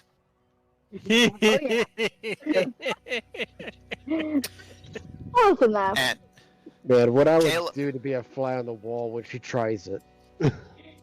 I try it. Caleb, it will be 50 gold for every dose of smelling salts. Holy shit, that's actually like kind of expensive. Well, with everything going on, I'm surprised. No, I was gonna say, yeah, they're marking up the price because everyone wants them right now. That widow even mentioned part of the reason she didn't have anything like that is because everyone would buy it the moment she had it if she did. All right, so how long do those doses last? Questioning the let's just call him for what he is, a dealer. Questioning the dealer who gave them to you. These are very dangerous to take. But for every dose, for 10 minutes, you will be completely unable to sleep. Like, even if you, like, were about to die from exhaustion, you would stay awake for at least 10 minutes. However, you will suffer some side effects once your time is up. Side effects include? To put it into mechanical terms, like he just describes it as like you'll feel some symptoms. You might get a headache. You will take damage. Oh, how much damage? You will have to take it and find out. Hmm. Although I will say the symptoms he describes certainly aren't pleasant, but don't necessarily. He does assure you that nobody's died taking these. At least that he's aware of. Okay. How long are you allowed to go without sleeping in D&D? You can go for, if I recall correctly, a week. Okay. Alright. So, how long does Caleb think this is going to take? That's completely up to you, my man. Okay. 5 or 6 days until. Let's see, so this lasts 10 minutes? Yep. So it's 50 gold for 10 minutes.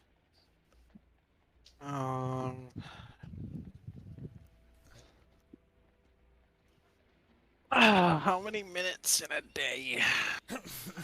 Quite a few. And probably do not have the money in order. Yeah. I already know I'm not, but just out of curiosity. Okay. Okay, yeah, I do not have the money for that. I do not have the money for a whole fucking day. I would not have the money for 12 hours. Yeah, for a full day, you'd need like 72,000 gold. Yeah, that's what I just calculated. I don't I don't even know if Greylog would have that much gold at this point. Let's see. I have. No, I only have 64,000. Okay. Half of that would be like 3 something. That's just still too much. Uh, let's see.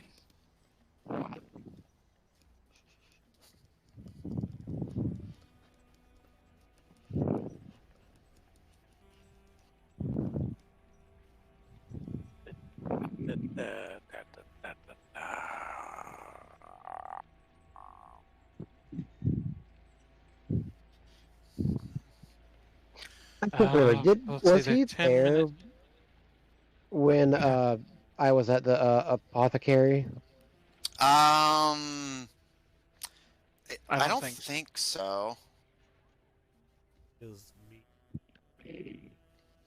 Lucian. Oh, Yeah. Lucian, what's his, Tuco, and Zephyr.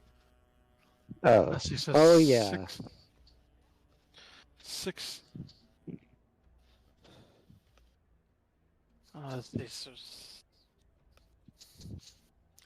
6 doses would be an hour times 50. That would be 300. So 2 hours would be 600, right? Right. Yeah. times.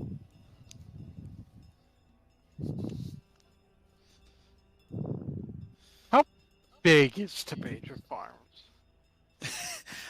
You don't recall it being from all the stories of what ones you heard. It's a pretty small settlement. It's I will say, like, you would know from what little information your parents said about it that it's literally just a few houses and some farms. Like, it's a tiny little village.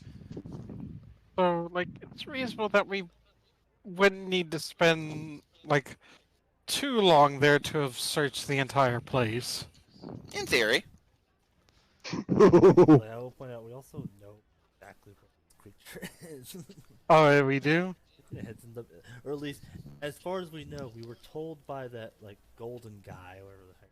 Yeah, the Emperor encountered the beast and managed to trap it in the cellar of the main barn.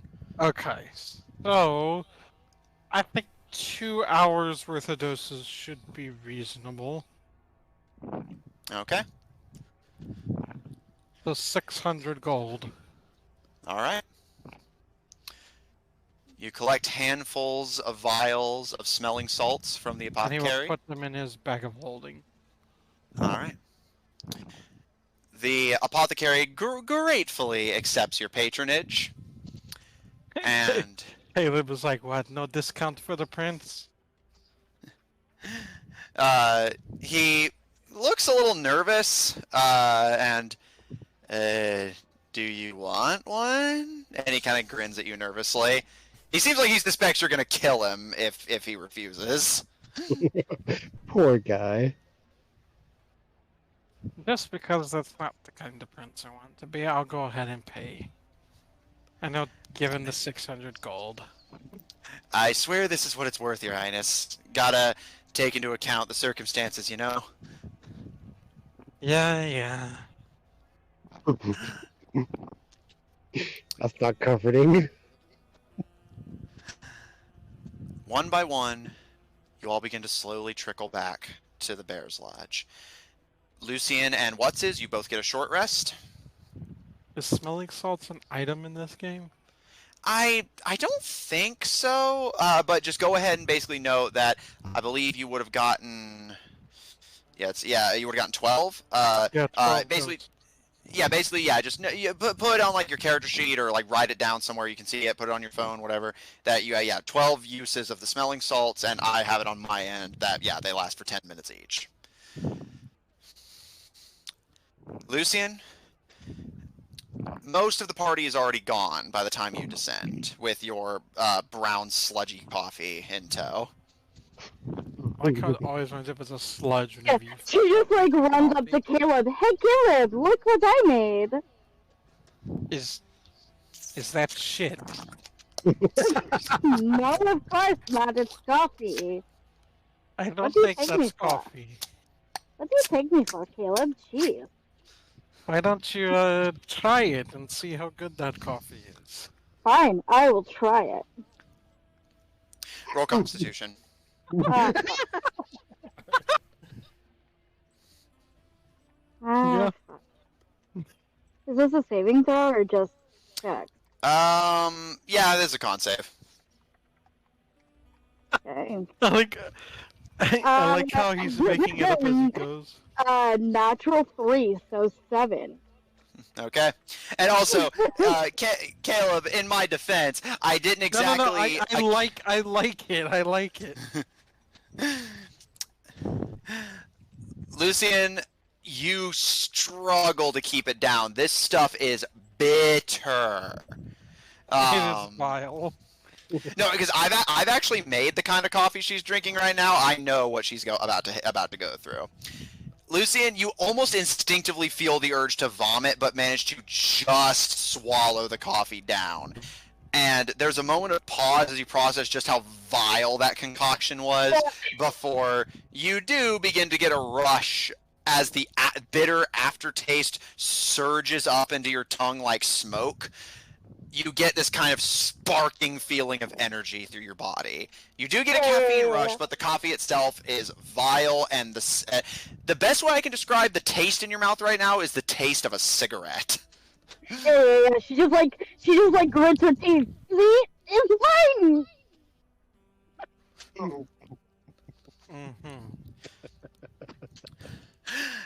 Miyazdunu just pushes a clear liquid across the bar.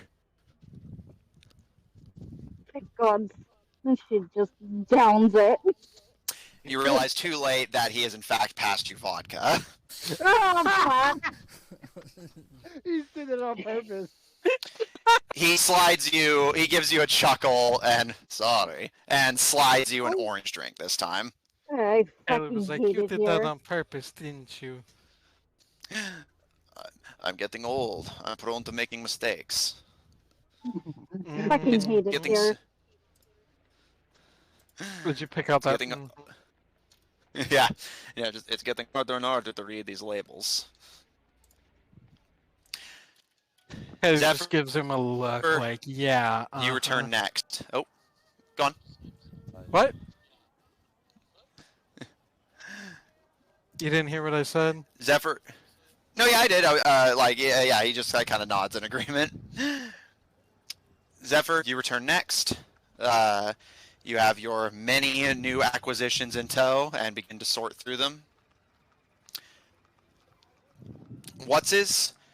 As you had to go out at night to get your potions, you return last. But you and Tuco have the variety of concoctions you ordered in tow. As all of you assemble in the Bear's Lodge, it is currently open. They only closed early last time because of the potential threat. There are still people milling about, however, other than understandable glances and whispers to the royalty, your party is mostly left alone. In no small part thanks to the Bladovich sisters kind of acting as bouncers to keep people from pestering you. As you all go over your valuables, your potions, your lotions and motions, and unless there's anything else anyone wants to do, you're as prepared as you're going to get for this trip. Yeah, I guess those of us that sleep should probably go and get a lot of rest, so that way we hopefully be able to finish this before it becomes a problem. No, y'all just rest in a cart. I'll drive. I guess that works too.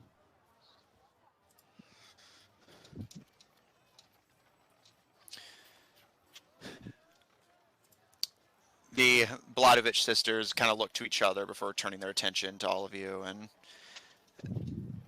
Fenya speaks up. Be safe out there, alright? The weather's about to turn very sour. Yes, I Wait, heard there's a blizzard coming. There's a blizzard? Why did nobody tell me? Look at how I'm dressed. You're being told now. Ace is here. Is it normal for blizzards to be coming at this point? Yes, of course. Don't you know it's the month of blizzards? Yeah, we literally just had, there was a blizzard on my birthday. Come on. Was there? Not for Not during the Wheeler, birthday but you just yes. celebrated, but... Yeah, they go through every so often. Fenka gives a nod. It tends to happen Yeah. around this time of year. Could I do something real quick before we go out? Sure. Does she want to get a new outfit? No. No, nothing like that. I'm gonna put on my ring that Aggie gave me, and I'm gonna send her a message to see if she would put on her ring, so I will be warm. Okay.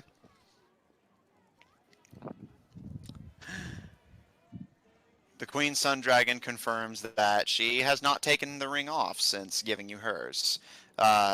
And whenever she realizes that it's likely the blizzard that's got you worked up, immediately barks out a laugh and cracks a joke at your expense about how seems like you only care about me for my body heat, that is. Just imagine she just like I'm tempted to just be like no. But she's just like, no, I gotta save my stuff. Oh, she knows, trust me. Oh yeah, you gotta save yourself for marriage, didn't you know? All right. Is there any final business you all wish to get up to in Rosewick, or are you ready to start making the journey north to Tabedra Farms? Let's go. Inventory. What was the ring called? I don't think I added it. I believe it's just the Ring of Warmth. Don't. I know it's a 5th edition item, so it's there somewhere. I just don't know the name of it off the top of my head. Which is weird, because I've used it in 2 campaigns now, but I believe it's the Ring of Warmth. Okay, I will find it. You gather your new horse and cart. The party assembles in the back, and as rested as you're going to get, even for an elf, as the moon, well, doesn't exactly shine. The path ahead of you is dark, and already, Caleb, you notice first, as everyone piles into the cart, the first trickles of snowfall are beginning to trail from the sky. The sky is dark, and your path is opaque and shadowy, and the air begins to grow incredibly cold, as the path ahead of you no doubt will offer little in the way of protection from the freeze that's coming. But you all have a job to do. And you all make your way out into the night of the Sprintwood. Does Caleb have any memories from being a kid having snowball fights with his friends? Yes, you played many a game. In fact, this part of the Sprintwood you guys are traveling to is an area that your little gang very often explored. Although you, of course, obeyed the king's word to not wander too far north, potentially accidentally stumbling onto Tabedra Farms. Although, at the age you were playing with these kids, you had no idea what it was he was protecting you from. It was simply a royal decree that only go north if you're going straight north. Do not deviate your course. This part of the Sprintwood is heavily contested, and most members of Tabedra simply assume that is the reason that King Tabedra did not want anyone going this far out. Caleb and Zephyr, you would both know that the settlement of Tabedra Farms, although, again, neither of you knew of its existence and significance at the time, is at a crossroads Part of the reason the Northern Forest is such highly contested territory for the Tabedrans, the reason that they have their highwaymen, young and old, patrolling it, is the Northern Sprintwood is at a crossroads. The Kingdom of Tabedra to the south, the Kingdom of Barbarous to the north, and the Weiss and Sardom to the east. This one zone where all three of their territories congregate, and as a result, the border guards often get into armed conflict. Caleb and Zephyr, growing up, it was not at all uncommon for violent encounters, such as the one that Dimitri unfortunately found himself involved with when Caleb was away. Weiss and Sardom guards are known to come heavily armed and protected, their caravans being their way of life. And Barbarous is a military colony intent on restoring order to this area. Until Tabedra and Barbarous became allies, this area you guys are traveling with was incredibly dangerous. Again, hence the restrictions on how far north people can go without permission from the king. However, once Barbarous became allies with Tabedra, the area became more peaceful. But with Barbarous and Tabedra working together, the Weiss and Sardom wasn't willing to take their chances and simply stopped sending caravans through this zone. This once highly contested point of battle became as peaceful as things ever get in Yav.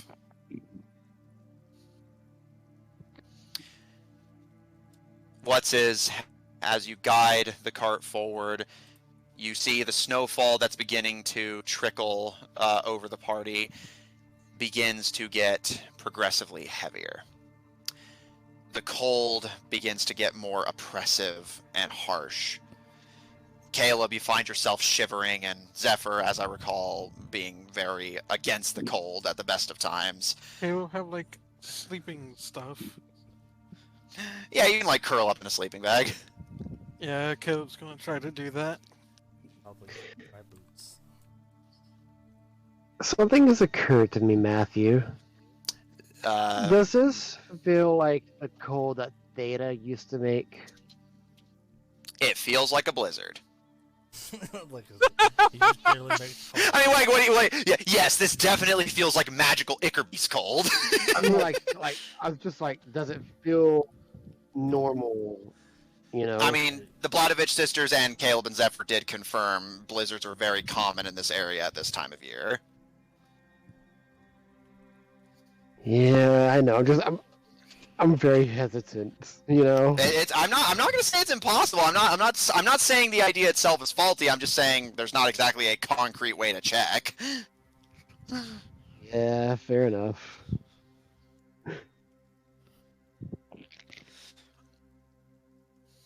Well, I will change my boots. I will spend an hour changing my boots. Okay. Yeah, and I will say, so is everyone sans what is going to attempt to long rest in the cart? Caleb certainly will. No, I'll help keep watch. Okay. Because I had that short rest. It'll probably be a bit, because while also changing.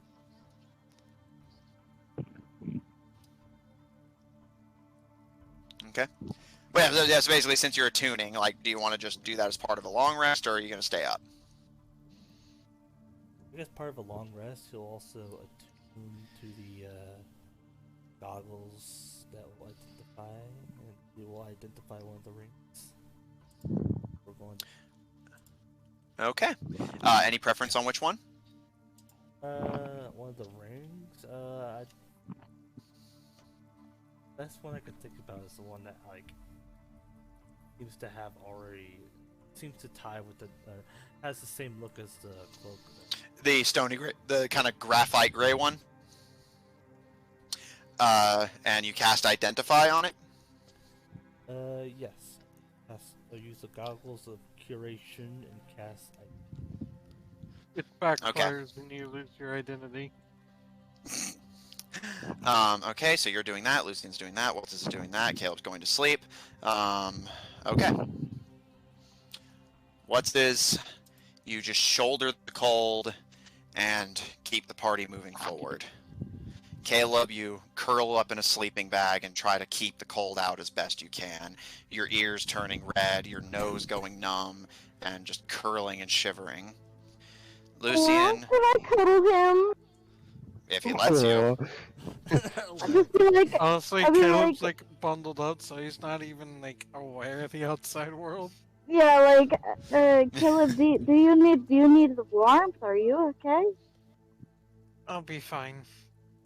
I just need this in his sleeping bag. Okay. Lucian, you came from from Wicket, which is much further north and has even more brutal winters than Tabedra. This cold is honestly not that bad by your Not standards, bad. although even you can acknowledge it's certainly not pleasant. Yeah, I just like fiddle with my ring that Aggie gave me and just Damn, is this like the Arctic? You're actually close. If you go further north than Wicket, so like even further northward from an already northern place, you actually get to the coldest place on the planet that isn't in the caps. Oh, fun. Yeah. And it's in the coldest time of year. Zephyr, shivering against the cold yourself as Lucian tries to comfort the caterpillar of sleeping bag that is the young princely rogue. What's is you actually live even further north. You are just a little bit east of that coldest region in the world I mentioned. Again, that isn't just in the caps. It is the place the Geograns live is literally considered so cold that it is barely considered habitable. Feels like home. No, yeah, this feels pretty comfortable for you, actually. Although, still by no means pleasant, especially when you have no source of warmth or protection. Yeah, isn't he Zeph- bare-chested?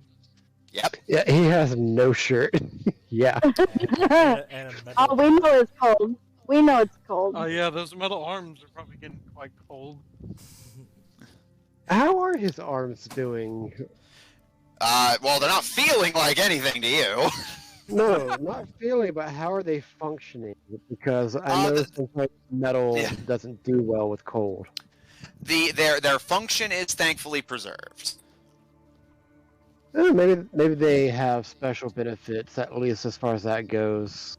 Hmm. Yeah, but I think they can't, like, the metal get, like, cold and cause, like, frostbite on the parts that contact skin. Yep.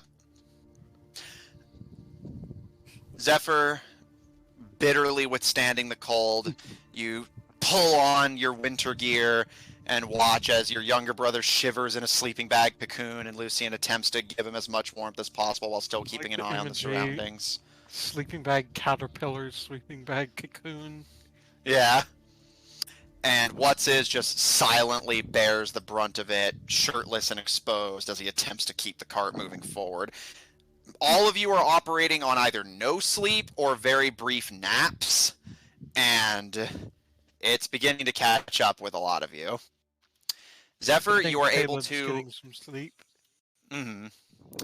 Zephyr, you are able to identify the ring you found as a ring of protection. Well, I literally. Yeah, sorry. no, I get it. It's funny. I just think it's funny. What, does he already have a ring of protection? He's had one since like the beginning of the campaign. Yeah, because that's what he got from Goatman. Yeah. Oh man! That means. Oh, that means. If that has a similar look to that, that means. Protection. Very possible. Zephyr, as you pull on your winter gear, pull up your eye and identify the ring and seem, as far as I can tell, satisfied with what you find. All of you bitterly withstand as the blizzard begins to arrive in full. Snow falls harshly around you. Thankfully not to the point of hail, but to the point where you're having trouble seeing, especially given that it is already dark. The wind billows around all of you and cuts through the protection of clothes and sleeping bag like a hot knife through butter. Although, frankly, a hot knife would be a blessing at this point. Everyone, please make a Constitution saving throw. Oh boy. I ask why. Oh boy. Do I get advantage Item because of 7 my said that rank? while processing a turn. I don't want to alt tab and crash it. What's my And, plus for con? I'll have to pull up your character sheet and check. And to answer questions, Lucian, yeah, I'll say you have advantage. And Zephyr, if you fail this con save, you will take cold damage and a point of exhaustion. Now, I will also admit I also have protection. Boots of Winterland. All right, so does that make you completely immune or just advantage? Well, I mean, I have resistance to cold damage, and I ignore difficult terrain, and you can tolerate temperatures as low as negative Fahrenheit. Okay. Ooh. Also, yeah, your Caleb, your con save is a +2.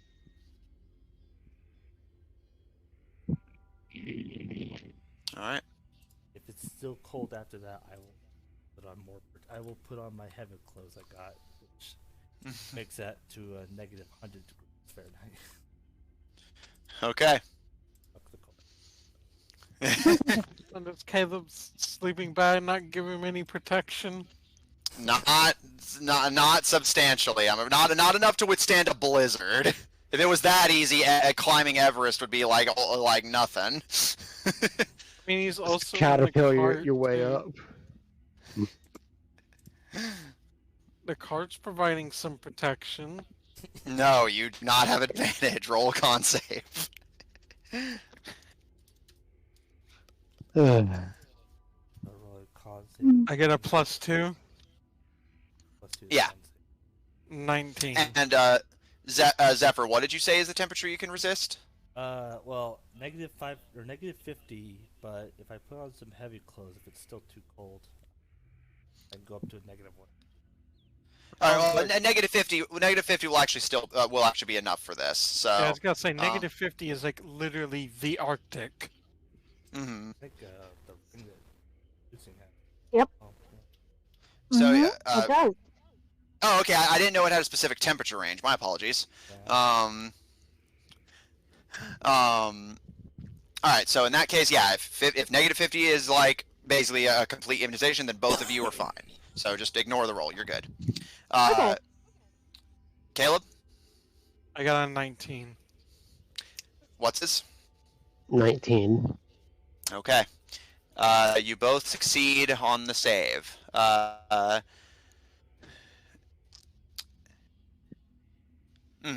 they weren't feeling well.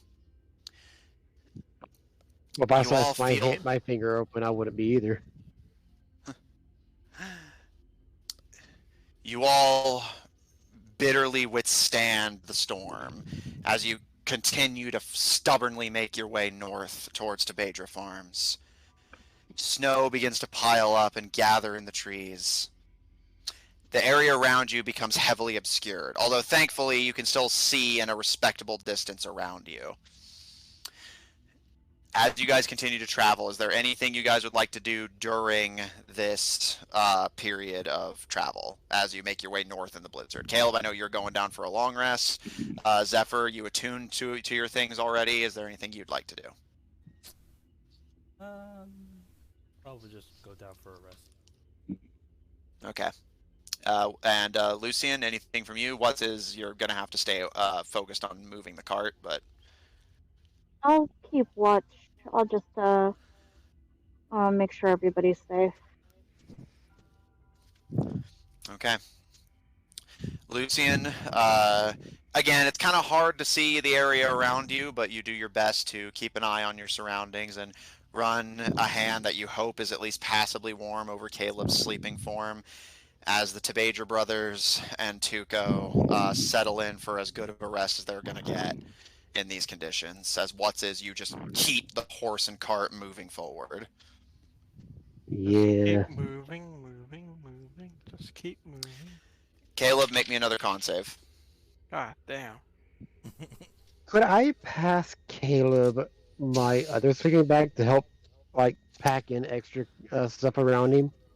Not for this. Basically, that won't help him with this roll, but you can do that for flavor if you wish. But I'll just freely tell you it's not going to help with this roll. Like, would it help him for another roll later on? Maybe. All right, Yeah, I will do it though.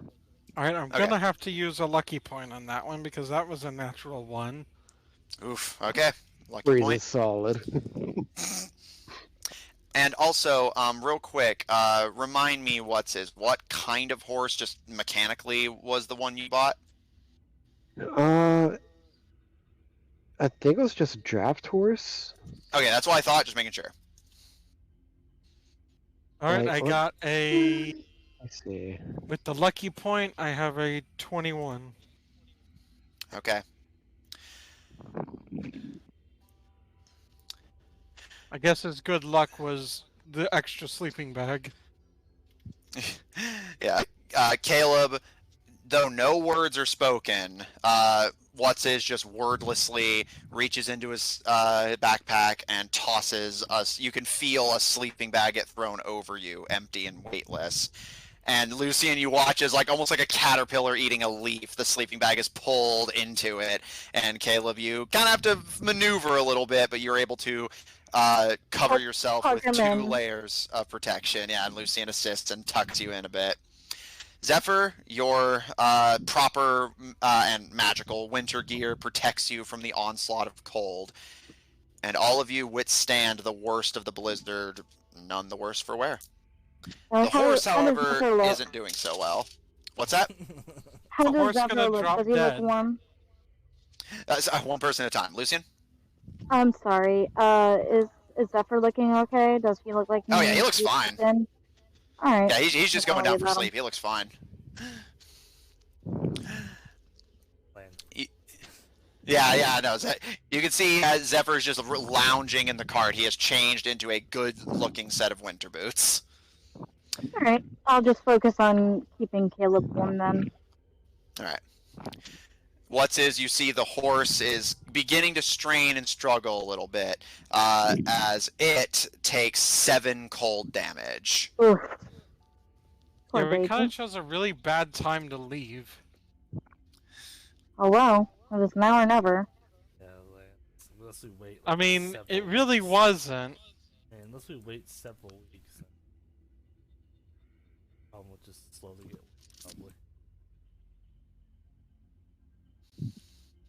Is there any way that Gil can get down and be next to the horse and help it pull, so it's not doing it all on its own? Just like a little bit of encouragement. Well, bear in mind, it's not the physical effort of pulling the wagon. It's being in a blizzard, completely unsheltered and unprotected. Yeah. We should have brought Poor a blanket. Wish we did some preparing for this. It's just to prepare for the cold. Mm. Or at least y'all need to prepare for the cold. Could I hand Gil my bedroll and my bedroll and put it on the horse for extra protection? Just unzip the sleeping bag. Lucian tosses you her sleeping bag to give the horse at least some form of protection. I will try to help this poor horse so it doesn't freeze to death. Good call. Otherwise, Gil's gonna have to pull the cart, or Wets is gonna have to pull the cart. Okay. And I will say, is there any other, basically, is there anything else you wish to, is there anything you wish to do? And more, the question I was going to ask is, how long are you willing to keep going in these conditions?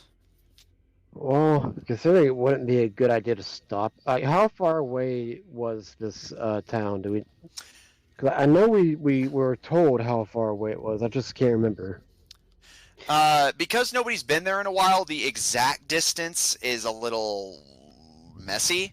But it's not that long of a trip away, although these conditions are likely going to slow you down. But basically, I'll say, more to the point, are you going to push through the night or stop and set up camp?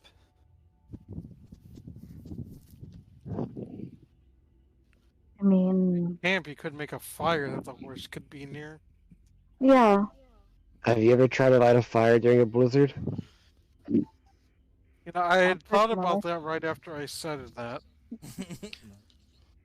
Because it would melt and turn into water and put out the Well, fire. maybe I could use magic. He's going to push through. Okay. Because at least if we get to the little village, he could put the horse in a safe little building. If it survives that long. Hopefully the party members aren't still asleep by the time we get there. Well, who knows? Luckily, somebody prepared for that.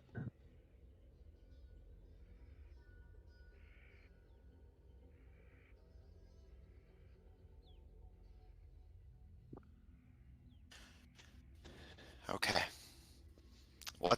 You and Lucian steel yourselves and push forward into the night, intent on making it to Tabedra Farms one way or another. You can't turn back, and you certainly can't stop. At the very least, staying on the move gives you and your animal the best chance of survival.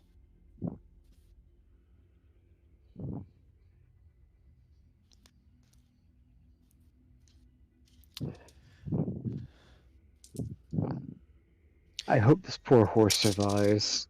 I'm gonna feel so bad if it dies. Oh, yeah. Didn't we rent this Yeah, horse? like, you rented it. And I said I would bring it back. Oh, keeping promises, you know. Oops. What was it the Emperor said? You shouldn't give your word so freely? Well, I never said I'd bring it back alive. I just said I'd try Oh to my god, Yeah, what Jimmy! Lucian, make me another con save. Caleb, you as well. Oh, Does the double is my sleeping ring- bag give me No. advantage? No. Is No, my okay, I'm going ring to tell you not right now. helping? I'm reading it off the rule set right now. The only thing that is going to give you any kind of advantage or protection is you have to have both cover and a source of heat. If you don't have a fire, a lantern, or some kind of source of heat, no amount of covering yourself is going to give you advantage in a blizzard. Yeah, Amanda does have that ring, so she should be okay. No, yeah. Oh, yeah, sorry. I forgot. No, that one, yes. Lucian, you're fine. What's his and Caleb, con save. Shit, I don't have anything that can produce heat. I wish Unless somebody the had told energy me. cell can produce heat. Are you willing to try? He's probably getting pretty desperate. But he's asleep right now anyways. Okay. He's trying. What's his? Caleb? Con saves. 26. If I do something, that means I won't get a long rest. What was it to minor? Not that you can't do it. It has to be minor. Yeah, but basically, yeah, the only reason because it's like Lucian and What's His both did something that required them like going out and like making rolls and doing things. But regardless, con save.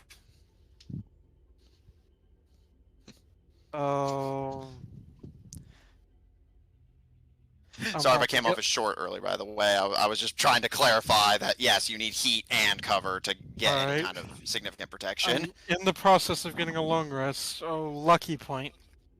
Okay.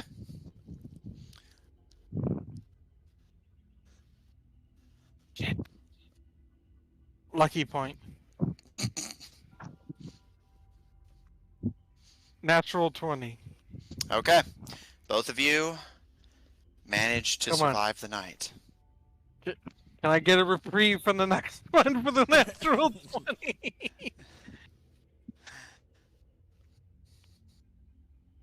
Zephyr. Out of the party, next to Lucian, and since actually Lucian's not sleeping at all, so yes, out of the party, you get by far the most restful and comfortable sleep. As a result, I suppose it only stands to reason that you are the most likely to dream. I saw the concept. Peaceful sleep. Kind of.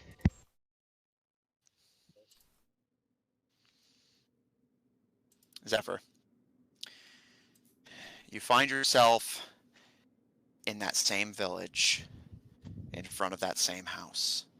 However, it's different this time. The snow and emptiness are gone. Instead, the village is bustling, full of life. People flock to and fro. Most of them don't seem to acknowledge you in any major way. You see a good mix of people tending to crops, their houses, their families. It's a humble life, but a happy one by all accountable measures. You can see surrounding the large house that you were exploring in the previous dream, you see that there are greenhouses all around you, the door of one of which lies open and kind of creaking lightly in what appears by your account to be a summer breeze.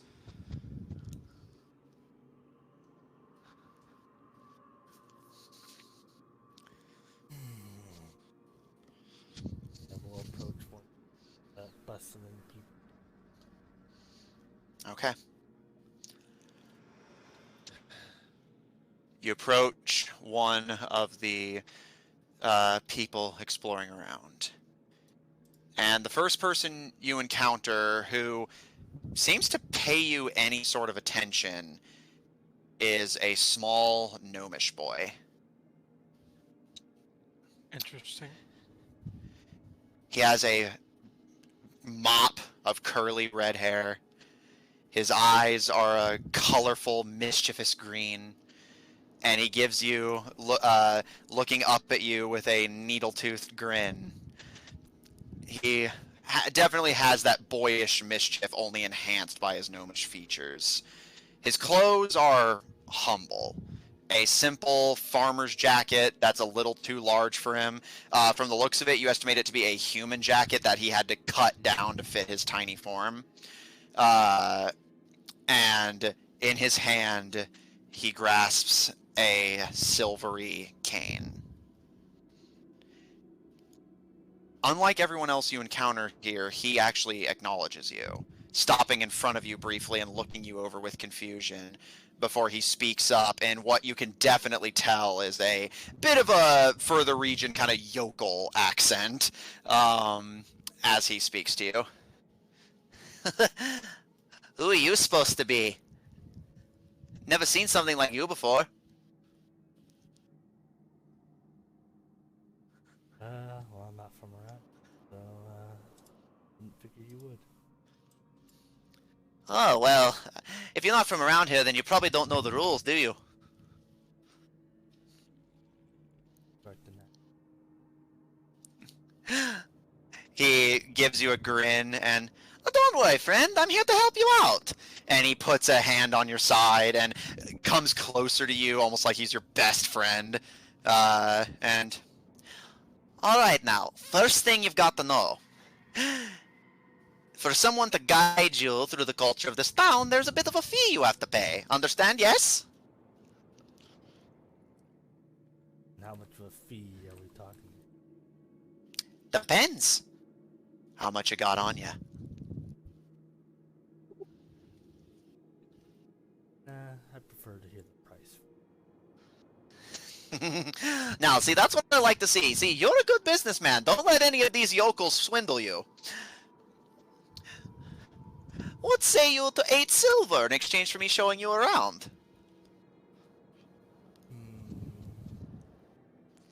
Sounds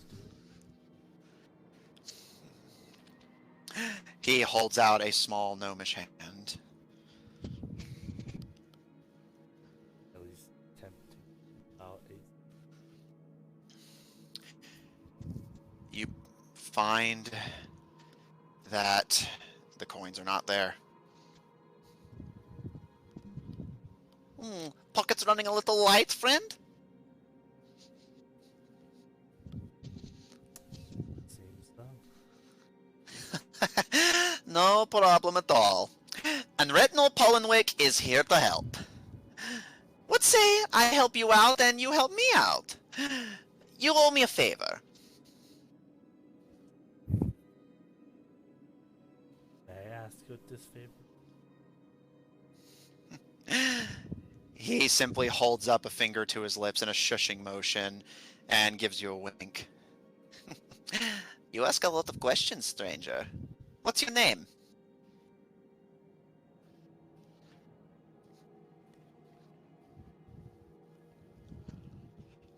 Zephyr.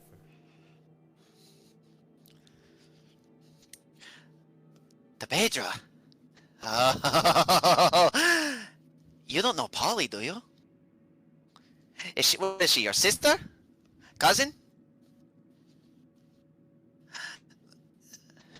He squints and... You do know Polly, don't you? Say it rings. Are you really a Tabedran? Not from birth, but Oh, I see. Well, Polly is the, one in charge around here. Oh, she's going to be someday. To tell you the truth, I'm hoping to be in a position much like yours, Mr. Zephyr. how do you Something plan tells me that you and I are a lot alike. She's a sweet girl. And sweet people are all the easier to bend. Mind helping a brother out?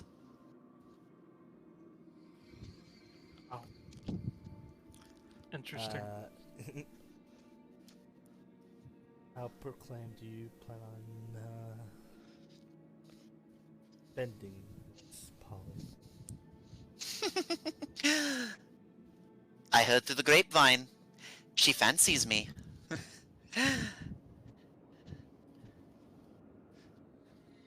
I'm going to be a Tabedra someday. That means I'm going to be in charge.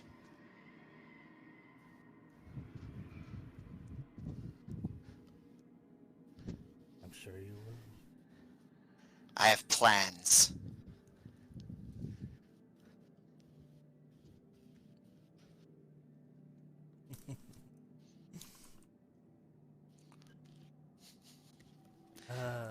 Well, how may I help you? That's what I like to hear.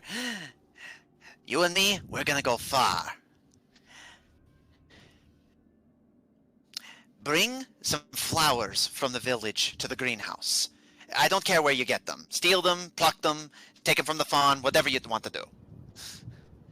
Meet me in that greenhouse over there. And he points to the one on the furthest right. I'll get her warmed up, and I'll introduce you. You scratch my back, I scratch yours. Sound good, Mr. Tabedra? And he holds out the handle of his cane to you playfully.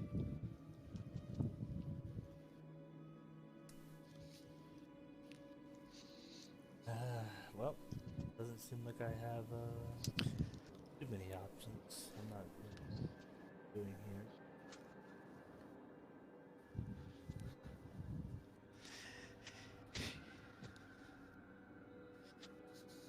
Guess I should start looking. So it's fine. In that case, I'll see you in just a few minutes. Now, remember, you and I, let's see. How about this? How about this? And he runs his hand through his ginger hair excitedly. We'll say that I met you. We'll say the circumstances of our meeting is pretty similar, but she's never talked about having any adopted family, but she might believe it coming from me. You tell her how helpfully I introduced you to this town, how nice of a guy I am, and I'll tell her that's your family. That means you get rich people privileges. Sound fair? Sounds fair.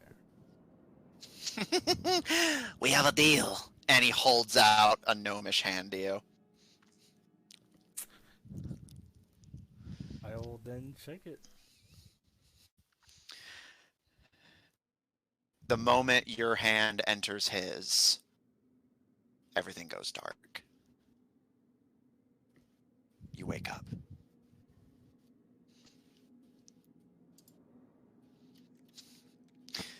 Wonder who that colorful character was.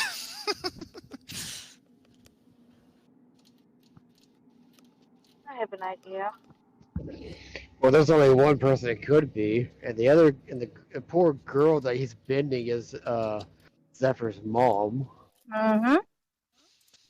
I've gathered who at least an idea. Does Who this it mean was that he supposed doesn't to be. actually care about her? He uses Possibly. Well, She yeah. is considered one of the best fighters in the world, and if Zephyr's dream holds any merit, she was nobility by birth, not him.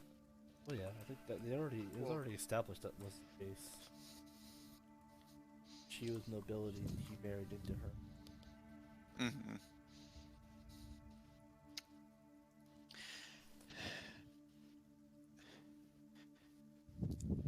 Everyone sans the elves get a long rest. However, because the two of you short rested, you do not suffer points of exhaustion. However, you are still pretty tired. Yeah. How's the horse? The horse isn't great. Oh, poor thing. I will say by the end of the night, quick mental math here. Okay, I will say, since it's a allied NPC, the horse is clinging on with 2 health by the end of the night. Oh no. If we even Like, get this do it a horse little back, bit. it's gonna be like they're probably gonna have to shoot this horse. I'm gonna heal it a little bit. Feel sorry Okay. for it. All right. How much do you heal it for? 8. But, 8. all right, noted. The horse continues to pull, just as exhausted as anyone else. Caleb and Zephyr, you awaken. Zephyr from your strange dream, and Caleb from a blissful, silent dream. You two are rested. The elves are holding on well enough, but still not great. The snow continues to fall, and the wind, it continues to blow. However, it is less intense at this point. The blizzard is passing, although it is an ongoing affair, essentially. You're sort of on the tail end of it now. It's gonna start getting better from here. Yeah. And you can make out that there is some streaks of sunlight that light your way. Although, at this point, you and the horse can only see 20 feet in front of you. Snow is beginning to pile on the ground, although thankfully not enough yet to slow your travel substantially. What's mainly slowing you down is simply the physical exhaustion of the horse pushing through the freezing cold to keep moving. Poor thing.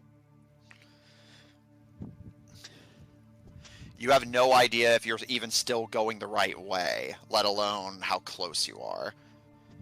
With how being frozen like this affects your perceptions, you could have gone anywhere from only a few miles to, the farm could be just over the horizon, just past the next tree. As you all awaken, and Lucian, you immediately jump to heal the horse that is like panting and shivering. What are the rest of you doing as you all awaken?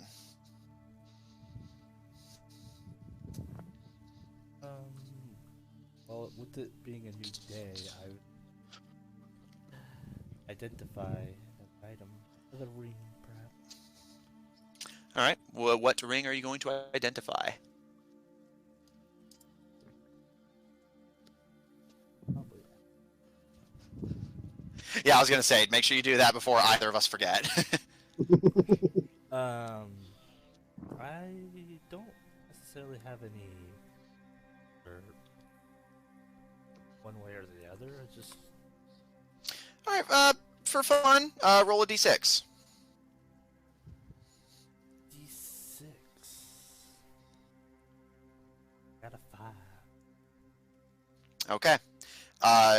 If it's okay with you, you will roll, you will identify the stony gray cloak that matches your ring. Oh no, I want to do one of the rings.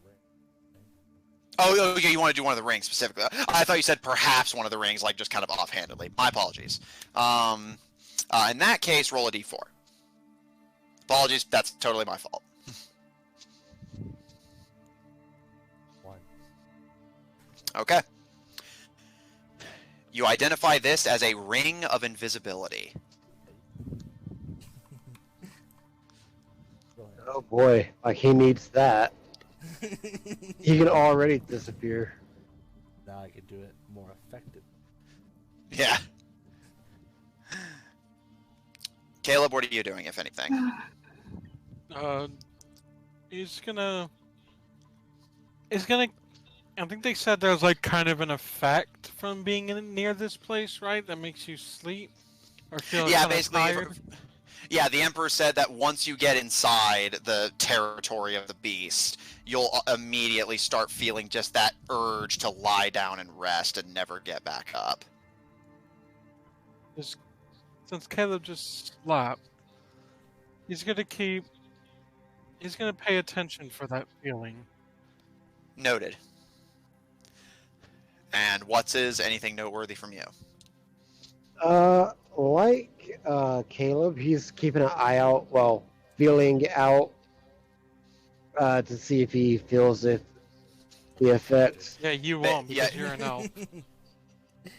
Hey, he's tired. He isn't going to have that. But you're not cross affected his by mind. sleep spells. No, he's more saying like he's tired in character, like he hasn't slept all day, so he's not really thinking straight. Exactly. All right. I guess we'll also keep an eye out at the others that could be affected and just keep an eye on them Noted. while driving. All right. I'll help. Lucian, you hop up to the front with and pump some healing magic into the horse, which seems to at least partially reinvigorate it. It's at about half health now, and it gives its breath fogging up in the cold and continues to trudge through the snow. Caleb, as you poke your head out of the sleeping bag and start to kind of look inward for this feeling of listless exhaustion. Oh no, he's not just- gonna poke his head out yet. Okay. Just pull your head back inside. You stay curled up in the safety of the sleeping bag. Zephyr, you peek occasionally from the ring you identify as your brother wiggles around in his sleeping bag cocoon. Does anyone have anything just of specific note they want to do during the next course of travel?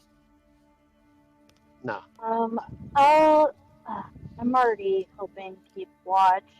Is there a way that I can rest for a little bit? Not while keeping watch at the same time. Short rest. I'll take a short rest. All right. Lucian, you go down for a short rest. Because you have the Ring of Warmth, you don't have to make any rolls, you get a short rest.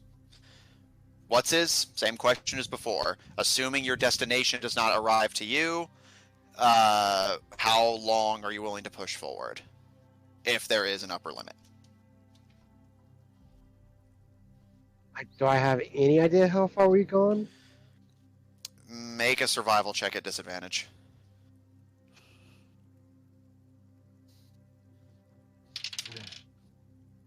Let's see.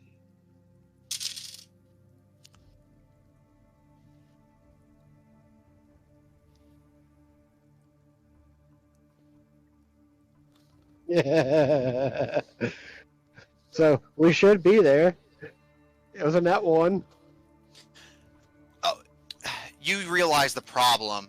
You should have gotten there already. You're going the wrong way. Oh no.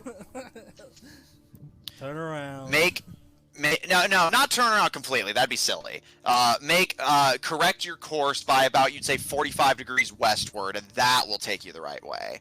you're probably about to pass it. It's a good thing you caught it when you did. Yeah, definitely.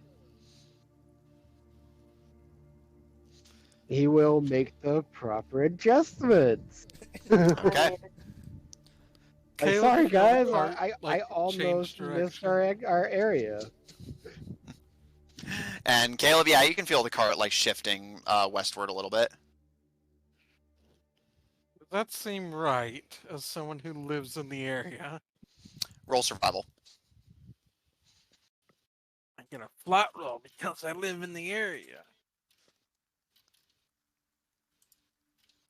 Let me. Okay, here's hoping Civ doesn't crash.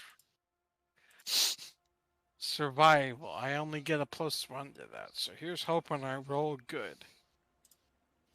Okay, not bad. 17. That's not right. Northeast is the direction you're supposed to be going. This direction would take you into barbarous territory, past your destination at that. Not to mention you'd be on the road in this god's forsaken blizzard longer. Is there like a window on the near the front of the cart that goes that leads? Well, no, to this the is just like one of those. As far as I recall, what's this? Correct me if I'm wrong. I think this is just one of those like simple open top wooden carts, ain't it? Yep. Okay, Caleb is going to inchworm his way to the front of the cart. Like Dreamlands Zephyr just watches you impassively as he's identifying his item. And then he's going to say through the sleeping bag, "You're going the wrong way. What do you You mean? need to go, Are you you need to go sure? east. It's northeast, not northwest." God, we're so fucking doomed. Are you sure? If I wasn't in the sleeping bag, you could see the look on my face, and the look on my face would be one of, "Do you realize who you're talking to? I was born in this area." Can't Yes, see but the you look also- on my face, but this is what I look like. Yes, but you also can't see where you're going. You're in a bag.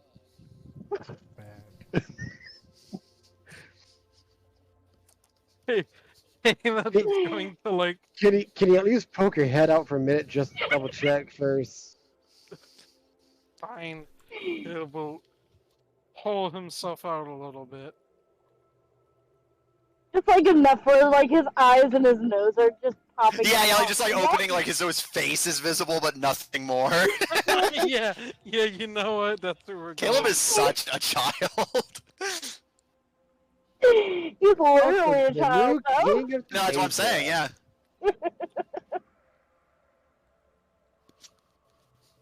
What's his? Do you alter course?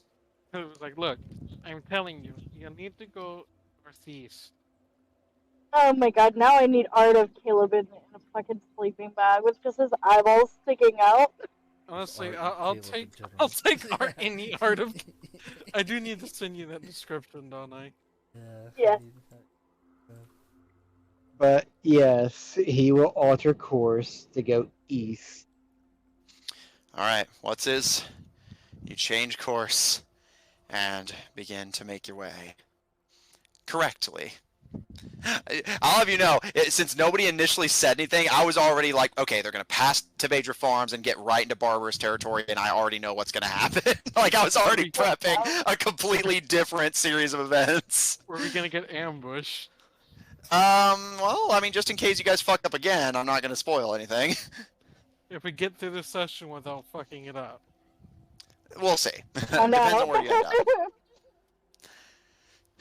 At Caleb's direction, you finally concede what's his and begin making your way eastward Caleb instead of will westward. retract back into the cocoon. I imagine it's like a worm eating you, basically, and then you just slink back under one of the cart seats. And he just inchworms his way back. Fucking drama queen. You ever seen like how like a caterpillar will like rear out? Oh yeah. Caleb's gotta do that to smack Lucian. What if I just sleep? Oh, I thought you had Lucian say that. No, I'm saying that. Okay, never mind then. Alright. Caleb, what's his? Roll me a Constitution saving throw. That's Dear lucky point. Much better. 19. 21. All right. Both of you who are without protection withstand the cold as you continue to make your way deeper into the Sprintwood. God, I wonder how Caleb got lucky this time. I figure just, again, the fact that you have, like, protection from your friends, which while you don't have a source of warmth, is basically keeping you from freezing to death. Yeah, at least I can avoid freezing to death. What's is, as Lucian falls asleep next to you and Caleb seems intent on bundling himself into a black hole, it's pretty much just you and Zephyr as Tuco is silently tending If to only his the bag of laboratory. holding had, like... Oxygen. Yeah. I mean, you can survive for a couple minutes. Yeah, apparently it's supposed to be 10 minutes of survival time in a bag of holding. Zephyr, your boots offer you protection, as Lucian's ring does for her. And Zephyr, as you finish identifying your ring of invisibility, you turn your attention to the surroundings. In the daytime, you're able to see more clearly, albeit still heavily obscured by falling snow. The trees around you are darkening and covered in thick layers of snow, which falls off in clumps as it piles. The wind blows against your face and back, and the air, you suspect, your boots protect you from the worst of it, is horribly cold.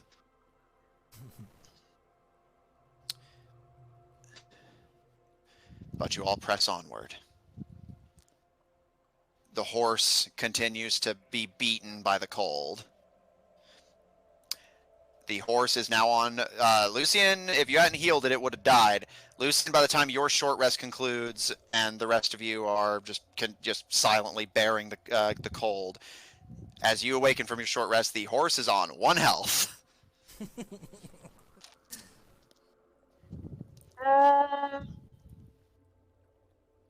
Gonna use all of her spell slots healing this horse. Gonna have none for the fight. Yeah, no, I'm actually just thinking about that. Is it worth it? Yeah, it literally is it worth it? Is it worth saving this animal's life?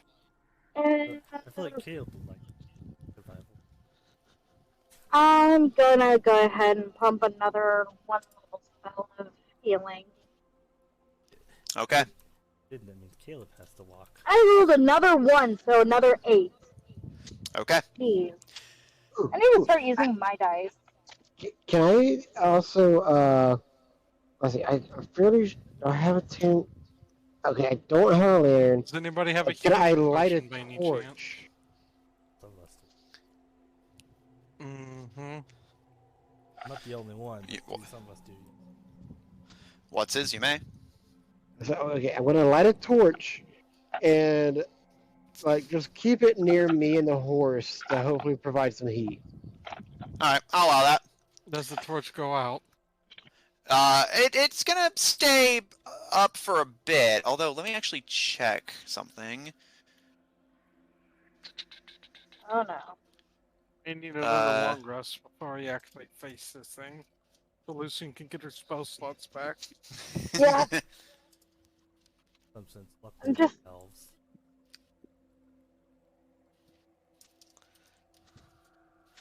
All right. As far as I can tell, I'm just double checking. It looks like your torch should be good to keep going for the time being.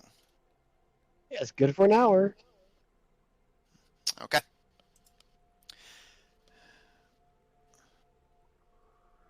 What's is you light a torch and you make a desperate attempt to keep a fire going. So that as Lucian pumps more desperate healing into the horse, Your horse is constantly on the verge of death. And Lucian, you can tell at a glance, this horse is getting bad frostbite. If this horse doesn't get a chance to rest by a fire soon, even your healing isn't going to be enough to keep it going. It hasn't slept. It's freezing cold. Its hooves are in the snow. The snow, which bear in mind, is only getting deeper by the minute. Don't you think that we should maybe stop for a little bit? I mean, look at this poor creature.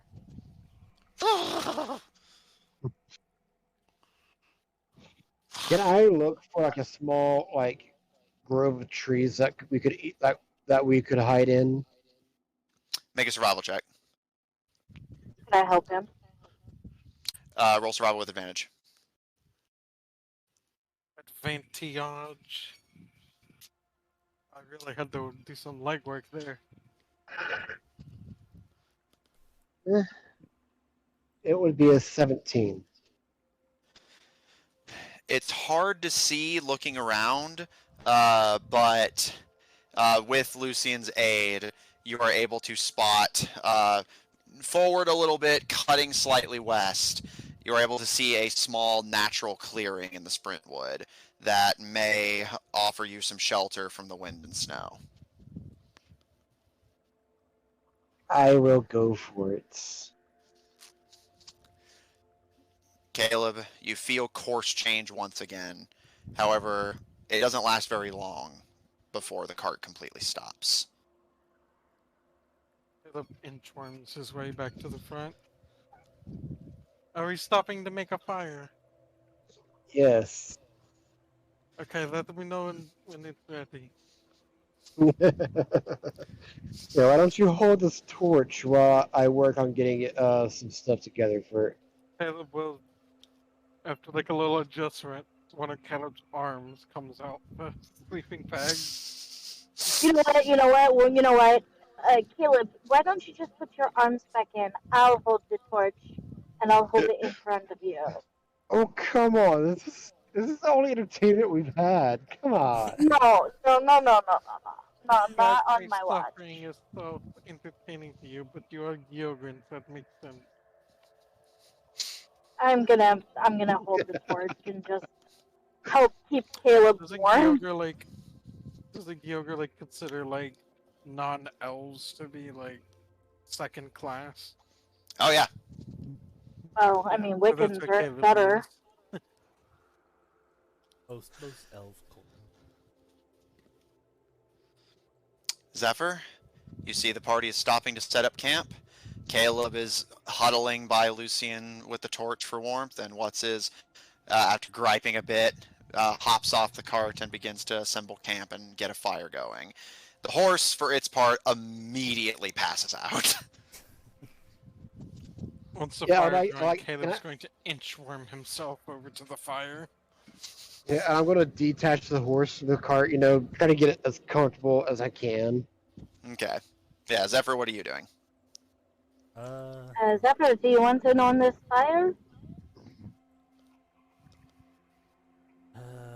Yourself. Yes, Zephyr will. You know what?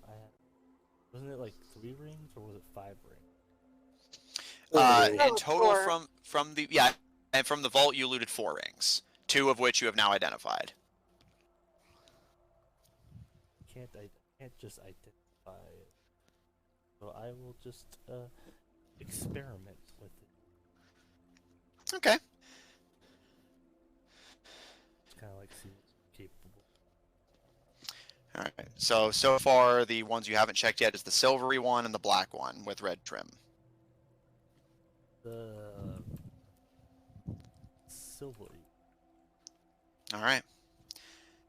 Zephyr, as the party begins to assemble camp, you light a fire, checking carefully to make sure that the trees don't have enough buildup of snow to smother it.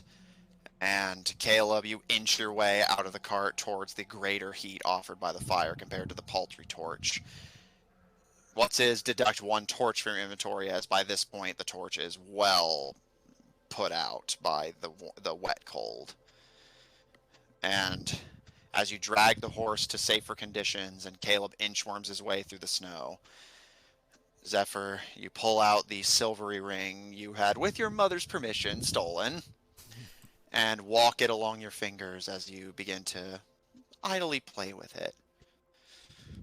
As you all settle in to get as comfortable as you can and attempt to withstand the worst of this blizzard that the Sprintwood has unexpectedly thrown at you. The camera pans upwards. Oh, we're giving Beyond camera it- directions. Beyond your range of view, to the northeast, a mere few miles away from you, Tabedra Farms waits, silent and seemingly unoccupied. And that is where we're going to end tonight's session. Yeah, I knew that was coming. Yeah. Oh. Well, that happened.